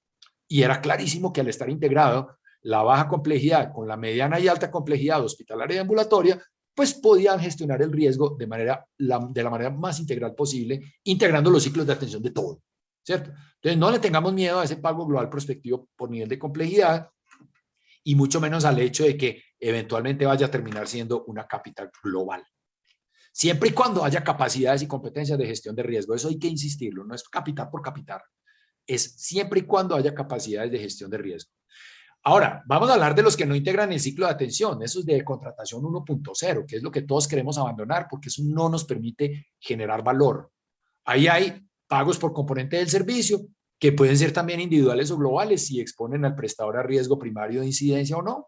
Si no hay transferencia de riesgo primario de incidencia, se habla de individuales, y si sí hay transferencia, se habla de globales. Aquí está el pago individual por consulta de especialista. Fíjense que es distinto al que veíamos en la anterior por especialidad. Y aquí es simplemente la consulta. No, yo le mando el paciente al neurólogo para que me lo evalúe y me defina una conducta. Ese neurólogo no está integrado en ningún ciclo de atención, simplemente ve a ese paciente en un episodio, en una consulta donde tiene un pago fijo que le permite hacer ciertas ayudas diagnósticas, la reconsulta e incluso mandar algunos medicamentos muy básicos, ¿cierto? Eso sería el pago por consulta. Está el pago por apoyos diagnósticos, pero como paqueticos, ¿cierto? Individuales. Por procesos de diagnóstico, por ejemplo, en el estadiaje en cáncer. Puede ser este un ejemplo de pago individual por procesos de diagnóstico. El proceso de estadiaje, yo ya lo tengo establecido y estandarizado como esto, esto y esto, y yo no me pongo a pagar cosita por cosita, sino que pago un paquete, estadiaje, ¿cierto? El pago individual por escenario de atención es muy fragmentador, no integra el ciclo de atención. Cuando yo pago por UCI neonatal, por hospitalización en sala general, los pagos por día, por ejemplo, en cada uno de estos escenarios de atención, son pagos que fragmentan el ciclo de atención, ¿sí? El pago individual por medicamentos es muy raro, pero lo menciono aquí para ser exhaustivos. Y el pago individual por quimioterapia, por radioterapia, esos son pagos individuales que fragmentan el ciclo de atención porque lo ideal es que toda la atención del cáncer esté integrada en un solo pago, ¿cierto? Y después vamos a ver si desde la prevención primaria o desde la detección temprana o desde la confirmación diagnóstica, pero el caso es que no estén fragmentados en diferentes prestadores o en diferentes paqueticos de pago. Y los globales pues son los mismos, solo que con exposición a riesgo primario de incidencia, ¿cierto? Aquí sí es muy común el PGP de apoyos diagnósticos. Miren, se me había pasado. Cuando hablamos de PGP nosotros en esta metodología o en esta taxonomía, estamos utilizando el concepto de global porque hay transferencia de riesgo primario de incidencia. Si no hay transferencia de riesgo primario de incidencia, no hablamos de PGP. Y así va a quedar en el decreto. Ojo, PGP, la G de global, quiere decir que hay transferencia de riesgo primario de incidencia. Y esto es importante porque mucha gente llama cosas, los llama PGP, a pesar de que ni siquiera hay transferencia de riesgo técnico, ni siquiera. Entonces hacen un presupuesto global de cuántas consultas van a hacer en los próximos 6 meses y eso lo llaman un PGP. Entonces, el PGP por apoyos diagnósticos es el típico, ¿no? El PGP de laboratorio clínico. Entonces, el que ofrece la atención integral de cáncer, pero resulta que el laboratorio clínico, la EPS lo tiene PGPado por allá con otro, entonces le toca al pobre paciente ir allá a que le tomen el hemoleucograma para ver si sí tiene o no una leucopenia febril, una neutropenia febril. Eso es fragmentación del modelo de atención, por eso se llaman contratación 1.0. Está el PGP por procesos de diagnóstico, el PGP por escenario de atención, también súper fragmentador. Entonces, por ejemplo, cuando es hospitalización y atención domiciliaria, son dos PGPs distintos. Entonces, el de hospitalización, desesperado por botarle el paciente al de atención domiciliaria, y el de atención domiciliaria, desesperado por no recibirlo, o lo recibe, pero es desesperado por volverlo a hospitalizar. Entonces, el pobre paciente queda ahí como en un fuego cruzado, como en un limbo, donde ninguno de los dos se quiere encargar del ciclo completo de atención. Por eso fragmentan el ciclo de atención, ¿cierto? Está el PGP por medicamentos, que ese es súper común, ¿cierto? El operador logístico al que le PGPan todos los medicamentos ambulatorios de mediana y alta complejidad, ¿cierto? Entonces, el pobre paciente, para que le hagan la quimioterapia, tiene que esperar a que el operador logístico le entregue el medicamento, viene con el medicamento en una bolsita, se lo entrega al prestador para que el prestador lo mezcle o qué sé yo, o lo arregle y lo envase y le haga la infusión. Por Dios. Y entonces el operador logístico, como estamos a 23 del mes y está a punto de pasar a rojo en el PIG, entonces dice, no, venga la otra semana. Y venga la otra semana es que se interrumpe el ciclo de quimioterapia, se interrumpe el cronograma. Entonces, eso es una atención totalmente fragmentadora de la atención. Por eso la llamamos 1.0. Y otros PGPs, puede existir también PGP por quimioterapia, PGP por radioterapia, pero recuerden, todas estas modalidades de la categoría de abajo son modalidades que no permiten la integración del ciclo de atención. O sea, son prospectivos, pero no integran el ciclo de atención. No todos los pagos prospectivos integran el ciclo de atención. La idea no es evolucionar hacia pagos prospectivos como sea. No, es evolucionar hacia los pagos prospectivos que integran el ciclo de atención, porque esos son los que permiten generar valor, como lo definimos de acuerdo a Porter y Teismer. Y aquí tenemos la taxonomía entonces. Recuerden, el proyecto de decreto habla de pagos individuales y pagos, no habla de pagos individuales, perdón, habla de pagos que no transfieren riesgo de incidencia, riesgo primario de incidencia, y pagos que sí transfieren riesgo primario de incidencia. El apelativo de individuales es en nuestra última versión, que espero que en unos 6 meses máximo podamos estar cambiando el decreto y diciendo, a partir de la fecha se llamarán pagos individuales. Y aquí está, por episodios o por condiciones crónicas o por componentes del servicio, y nosotros le agregamos en esta última versión si integran o no el ciclo de atención. Y ahí están todas las combinaciones posibles. Después las vamos a ver, entonces, pero antes de eso, quiero aclarar que esto que les voy a explicar aquí no es un pago prospectivo. Cuando la EPS pacta un monto de dinero fijo para realizar o entregar un número fijo de actividades, intervenciones, procedimientos, medicamentos o dispositivos durante un periodo fijo de tiempo, eso no es un pago prospectivo, ni es un pago global prospectivo. Puede que lo llamen un presupuesto y puede que lo llamen global, pero no es prospectivo porque no transfiere ningún tipo de riesgo. Si yo digo, oiga, yo EPS, le voy a contratar 100 resonancias a usted para este mes, pues entonces usted empieza a hacer las resonancias y va ejecutando. Cuando llega a 100, usted para, no hace más, así no haya llegado al final de mes. ¿Sí? Entonces, ahí que es lo único, o sea, no hay ninguna transferencia de riesgo, ni primario ni técnico. Equivale básicamente a un pago por servicio, por anticipado. Es como si yo le diera a usted una tiquetera para los almuerzos. 30 almuerzos, 30 tiqueticos para este mes, y usted se los va gastando.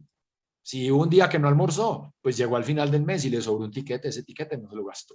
O si un día que almorzó 2 veces, o invitó a 3 amigos a almorzar, pues se le acabó su tiquetera antes del mes. Pero no hay ninguna transferencia de riesgo, ¿no?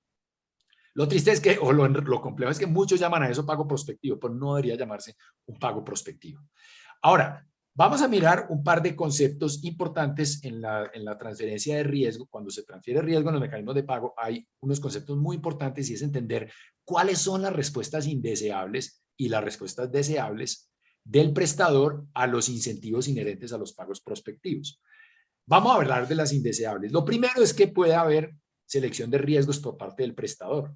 Entonces, si el prestador le pagan una suma fija por la atención de una población o por la atención de un episodio individual o de una condición individual, o sea individual o sea global, el prestador, como sabe que ya tiene una suma fija, entonces va a seleccionar aquellos pacientes que tengan una mayor probabilidad de utilizar poquitos recursos, o sea, de tener un costo bajo. Y los que ve muy complejito le dicen, no, es que esta IPS le queda muy lejos a usted, es que usted, no, aquí somos muy malos, los doctores aquí son muy malos, váyase para la otra de aquella que es muy buena. Entonces, eso es una forma de hacer selección de riesgos o descreme. Muchos llaman a eso selección adversa, pero eso es una acepción incorrecta del término. Eso se llama descreme, técnicamente, cream skimming o cherry picking o selección de riesgos. La otra posibilidad es que la EPS le cause una selección adversa al prestador. Entonces, yo EPS tengo 4 contratos de pagos globales prospectivos de VIH. Pago individual por condición médica en VIH. Y entonces le mando los complicados, el pago es el mismo para todos, pacientes, unos con otros es la misma plata por paciente, pero entonces le mando todos los complicados a aquel y los menos complejos o los más que tienen menor probabilidad de gastar mucho dinero, se los mando a la IPS de mi cuñado. Y entonces, pues, obviamente que yo como EPS le estoy causando una selección adversa al primero porque le estoy mandando los más severos. Otra posibilidad, que no es infrecuente, es que el prestador, como ya tiene un presupuesto fijo, cuando ve que se le está acabando la plata, empieza a crear barreras de acceso o a hacerle difícil el acceso a los pacientes para no quebrarse. Y esto es muy grave, porque cuando usted crea barreras de acceso, empieza a generar morbilidad evitable. Claro, si el paciente no llega a tiempo para su tratamiento, si no le hago a tiempo la prueba diagnóstica, pues al mes siguiente se me va a reventar o a los 3 meses me va a reventar por la morbilidad evitable. La otra posibilidad es que incurran en conductas como la transferencia de costos, es decir, le trasladan costos al paciente o a otro prestador o a la misma EPS o a lo que no esté incluido en el pago prospectivo y que se pague por servicio. Entonces, por ejemplo, no, es que los pacientes, nosotros tenemos un pago individual por episodio donde solo atendemos hasta cierto nivel de severidad. De ahí en adelante me lo pagan pago por servicio. Entonces, esto pues sería una conducta ilegal, objeto de una acción penal inclusive, y es que dejan enfermar a los pacientes para que se agudicen y se los paguen por servicio. No son conductas generalizadas, afortunadamente, pero alguna vez escuché de un prestador que se estaba quejando de que otro hacía eso. Me parece gravísimo, eso es demandable. Pero ese es el tipo de transferencia de costos que se pueden hacer. O que le digan al paciente, no, váyase para urgencias que ya aquí no hay consulta, váyase por urgencias que allá lo atienden. Y claro, pues si esa atención me correspondía a mí dentro de mi pago global prospectivo, dentro de mi pago por condición médica, pero para no atenderlo, para ahorrarme esa plata, le dije que se fuera por urgencias. Y el otro, que es también muy malo, es el de reducir la calidad.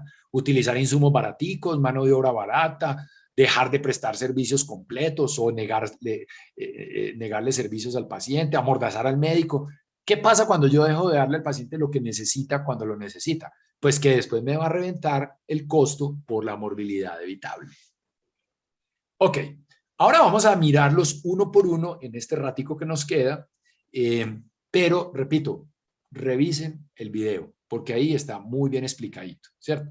Entonces vamos a ver los que integran el ciclo de atención, vamos a mirar por episodios o por condiciones crónicas los pagos individuales. Aquí tenemos el pago individual por episodio, se lo voy a ir mostrando en este grafiquito y en esta tabla para que vayan viendo cómo vamos cubriéndolos todos con el mismo orden y con la misma lógica, ¿sí? Entonces vamos a hablar del pago individual por episodio. Entonces, se reconoce una suma fija por la atención de una condición médica o una intervención que tiene inicio y final, ¿cierto? La apendicitis es una condición médica, ¿sí? Cada episodio genera un pago, como les decía. Está el pago por evento coronario, el pago por reemplazo articular, por atención materno-perinatal, etc. Los pagos por GRD, uno podría decir, sí son pagos por episodio. Sí, cuando el ciclo de atención se completa en un componente hospitalario. Miremos este análisis que lo van a ver en todos los pagos. ¿Qué tipo de riesgo se transfiere? Riesgo primario de incidencia o de severidad, riesgo técnico de morbilidad o de utilización, de morbilidad de utilización. Entonces, miremos, en el pago individual por episodio no se transmite riesgo de incidencia, no se transfiere porque cada paciente llega con su chequecito debajo del brazo. ¿No se transfiere riesgo de severidad? Sí se transfiere riesgo de severidad porque el pago es el mismo y hay unos que son más severos que otros.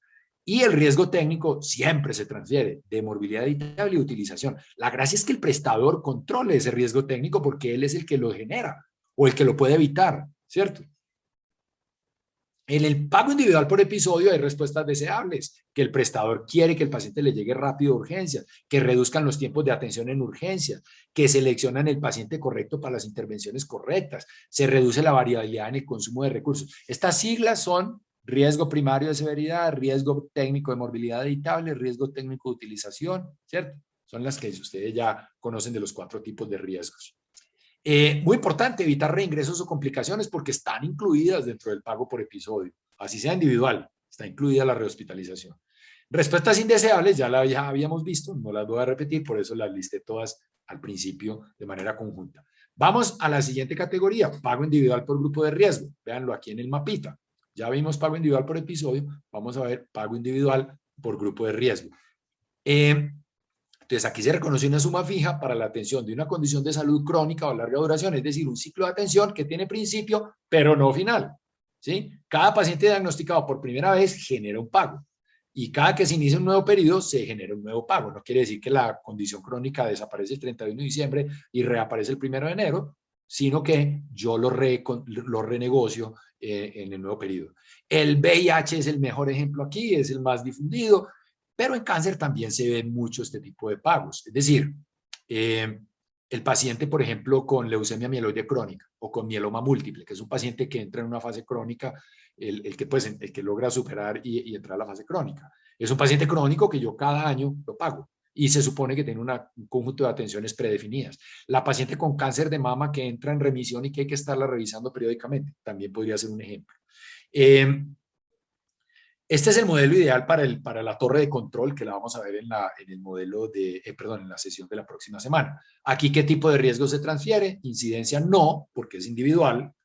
Severidad sí, porque el pago es el mismo por cada paciente. Puedo ajustarlo por riesgo, sin duda, pero incluso así hay unos pacientes que terminan costando más de lo que se le paga al prestador, otros terminan costando menos. O sea que sí hay un riesgo técnico, una transferencia de riesgo primario de severidad. Riesgo técnico, morbilidad evitable, sí, y riesgo técnico de utilización, sí, siempre se transfieren y la idea es que el prestador aprenda a manejarlos muy bien para que pueda generar valor. ¿Cómo? Evitando la morbilidad evitable y dejando de hacer la utilización innecesaria de recursos. El pago individual por grupo de riesgo tiene esas respuestas deseables, no las puedo listar todas en detalle para que podamos terminar, y las respuestas indeseables que ya ustedes conocen. Igual esta presentación les va a quedar, Viviana Paola la tiene y pueden consultar con ella para que repasen estas respuestas deseables e indeseables.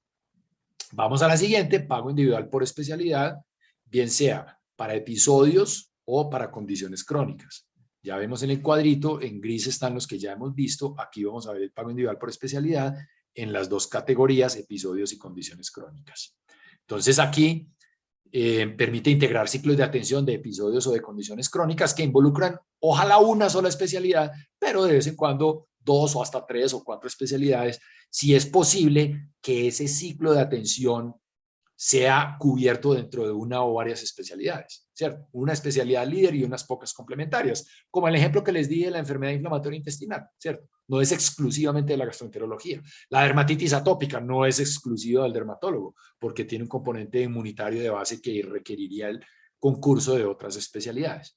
Entonces aquí reconocemos una suma fija para la atención de episodios o condiciones crónicas correspondientes a una especialidad durante un periodo determinado de tiempo. Cada caso nuevo genera un pago y pues el ejemplo que ya les he dado de oftalmología. ¿Qué tipo de riesgo se transfiere? El de incidencia, no, porque es individual, o sea, cada paciente nuevo llega con su chequecito debajo del brazo. El de severidad sí, por las mismas razones, y el de morbilidad evitable y utilización sí. Respuestas deseables, atender al paciente rápido, resolverle todo lo más rápido posible, con el mínimo posible de comorbilidades y de complicaciones evitables, y seleccionar el escenario óptimo de atención, reduciendo la utilización innecesaria de servicios. respuestas indeseables, ya las vieron. Vamos al pago individual por nivel de complejidad, bien sea en referencia a episodios o a condiciones crónicas.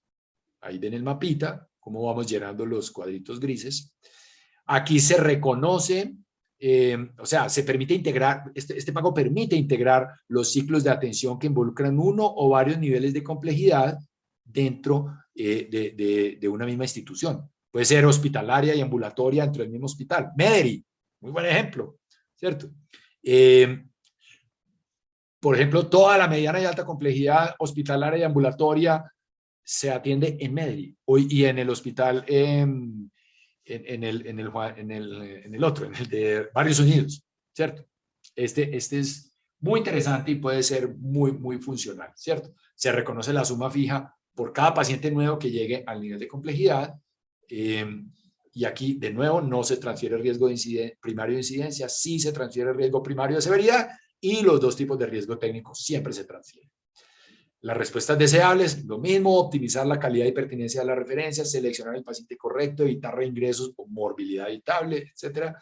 Facilitar la gestión proactiva de los episodios agudos y reducir la variabilidad en el consumo de recursos, que es riesgo técnico de utilización. Las respuestas indeseables, las que ya habíamos visto al principio. Vamos a los globales. Recuerden, los globales incluyen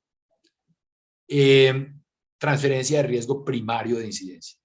Y por eso lo llamamos PGPs. La G de globales quiere decir que hay riesgo primario de incidencia. La P de prospectivo es que se transfiere riesgo, ¿cierto? Se reconoce una suma fija para la atención de episodios dentro de una población, un área geográfica y un periodo de tiempo. Ojo con esos tres elementos: población, área geográfica y periodo de tiempo. Por ejemplo, atención de eventos coronarios agudos en una población y zona geográfica. Aquí tenemos entonces que sí se transfiere riesgo de incidencia, riesgo primario de incidencia, porque estamos hablando de pago global prospectivo. Y los otros tres tipos de riesgo, por supuesto que se transfieren. Las respuestas deseables, pues facilitar el acceso rápido al servicio de urgencias para reducir el riesgo primario de severidad, reducir los tiempos de atención en urgencia y en hospitalización, seleccionar el paciente correcto para la intervención, reducir variabilidad en el consumo de recursos, riesgo técnico de utilización, facilitar alta temprana, atención domiciliaria, evitar reingresos o complicaciones tardías, y las respuestas indeseables, las que ya mencionamos. Vamos a los globales prospectivos por grupo de riesgo.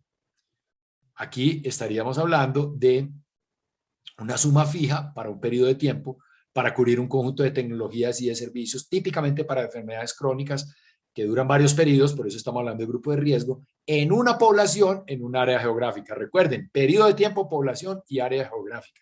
¿Por qué es tan importante la población y el área geográfica? Porque miren, a diferencia de los pagos individuales, si a mí me viene un paciente de Riohacha o de Leticia o de Tumaco, y yo estoy en Cali, a mí no me importa, o si estoy en Bogotá, no me importa, porque cada paciente llega con su cheque debajo del brazo. En cambio, si estoy en un PGP, donde me dicen todo el cáncer de la población de Cundinamarca, Bogotá, Cundinamarca, se lo voy a dar a usted, y me empiezan a llegar pacientes de Riohacha, de Leticia o de Tumaco, ahí sí digo yo, no, un momentico, esos pacientes no son de esta población, ni de esta área geográfica. Por eso es tan importante, porque como en el PGP yo estoy expuesto como prestador al riesgo primario de incidencia, entonces es absolutamente perentorio que me definan cuál es la población de referencia. ¿Ok? Oh, muy bien.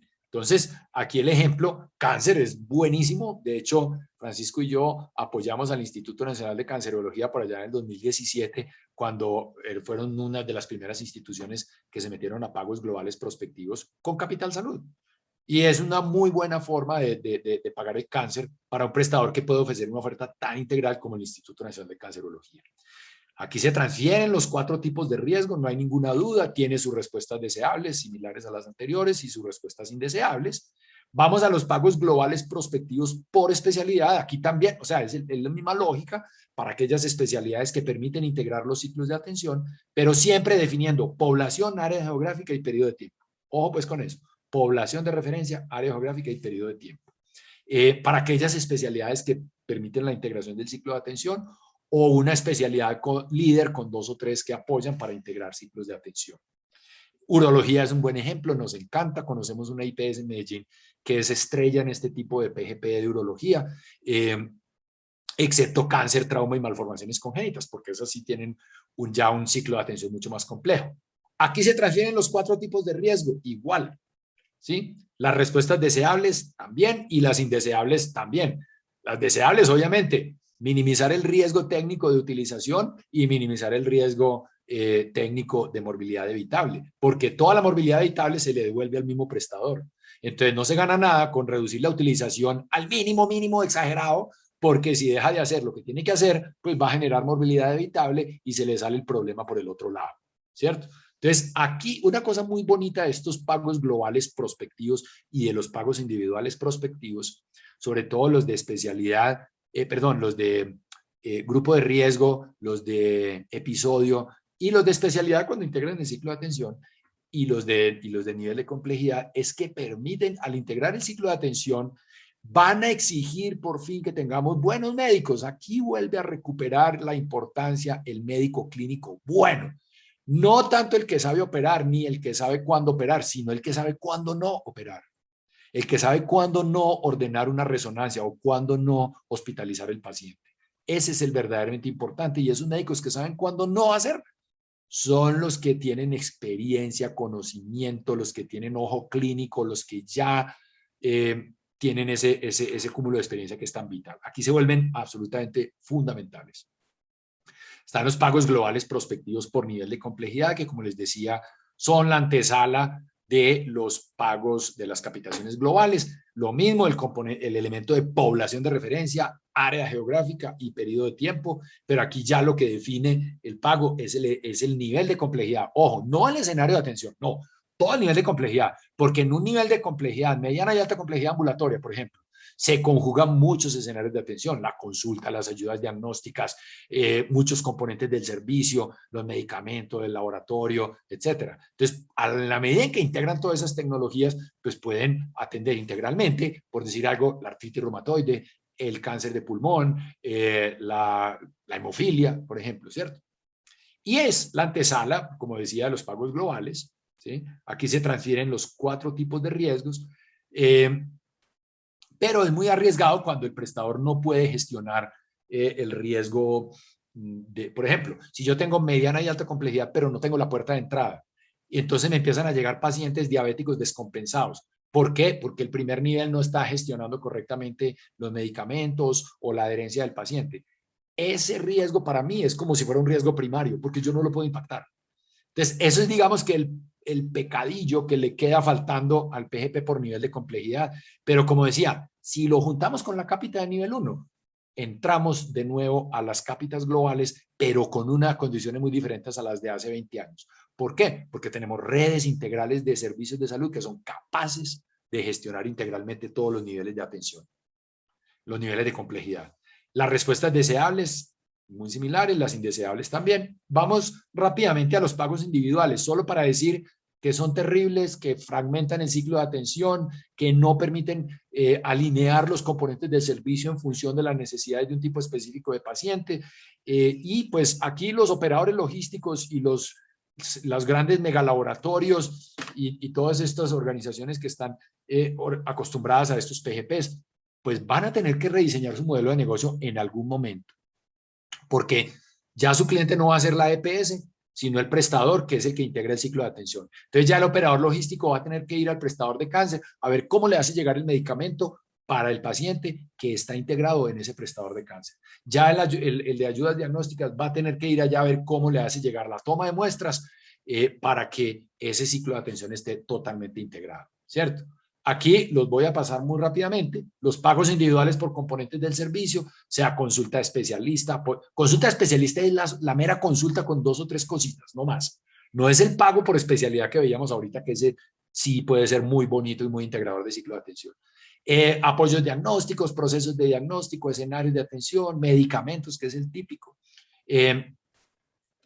Aquí, pues, como es individual, no se transfiere el riesgo de incidencia, pero sí los otros 3. Pero realmente los más comunes, bueno, esta tabla es para resumirles las respuestas deseables e indeseables de cada uno de estos pagos individuales, pero vamos a los globales que son más comunes, sobre todo el pago global prospectivo por ayudas diagnósticas, por apoyos diagnósticos, por escenario de atención y por medicamentos. Estos son pagos prospectivos que desintegran, fragmentan el ciclo de atención, ¿cierto?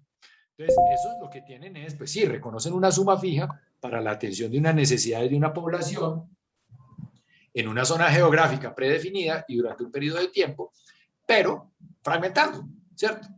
¿Se transfieren los 4 tipos de riesgo? Claro que sí, pero generan una fragmentación terrible. El prestador que recibe ese PGP está enfrentado a una cantidad de riesgos que se originan en otros prestadores y que él no puede gestionar. Caso típico, operador logístico.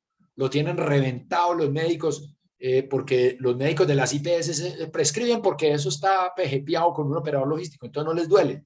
Entonces empiezan a prescribir, y el operador logístico, para tratar de sobrevivir, puesto que no puede gestionar ese riesgo técnico de utilización de los médicos, de los prestadores, al final, ¿qué hace? Le va llegando el 20, 21, 22 del mes y se le acabó el presupuesto. Entonces, ¿qué hace? Dejan de entregar.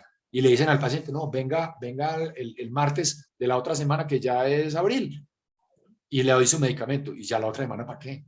Si el paciente tenía una leucopenia, bueno, no vamos a hablar de eso. El paciente era un diabético insulinodependiente que necesitaba su insulina y no se la dieron. Pues el 28 estaba hospitalizándose por una cetocidosis diabética, o el 27, evitable totalmente. Entonces, por eso son tan perversos, diría yo, los PGPs por componentes del servicio. Cuando fragmentan el ciclo de atención, eso se paga en morbilidad evitable por problemas de coordinación, por cabos sueltos, por cuellos de botella, etc. Ahí están, en resumen, las respuestas deseables y las respuestas indeseables. Muy bien. Con esto terminamos nuestro primer módulo. Nos quedan 3 minuticos. No sé, Sandra, si tienes, perdón, yo salgo aquí en mi página, de mi presentación. Sofía, perdón, no sé si tienes alguna pregunta o alguna observación antes de que cerremos. Doctor, sí, tengo un par de preguntas, son sencillas realmente que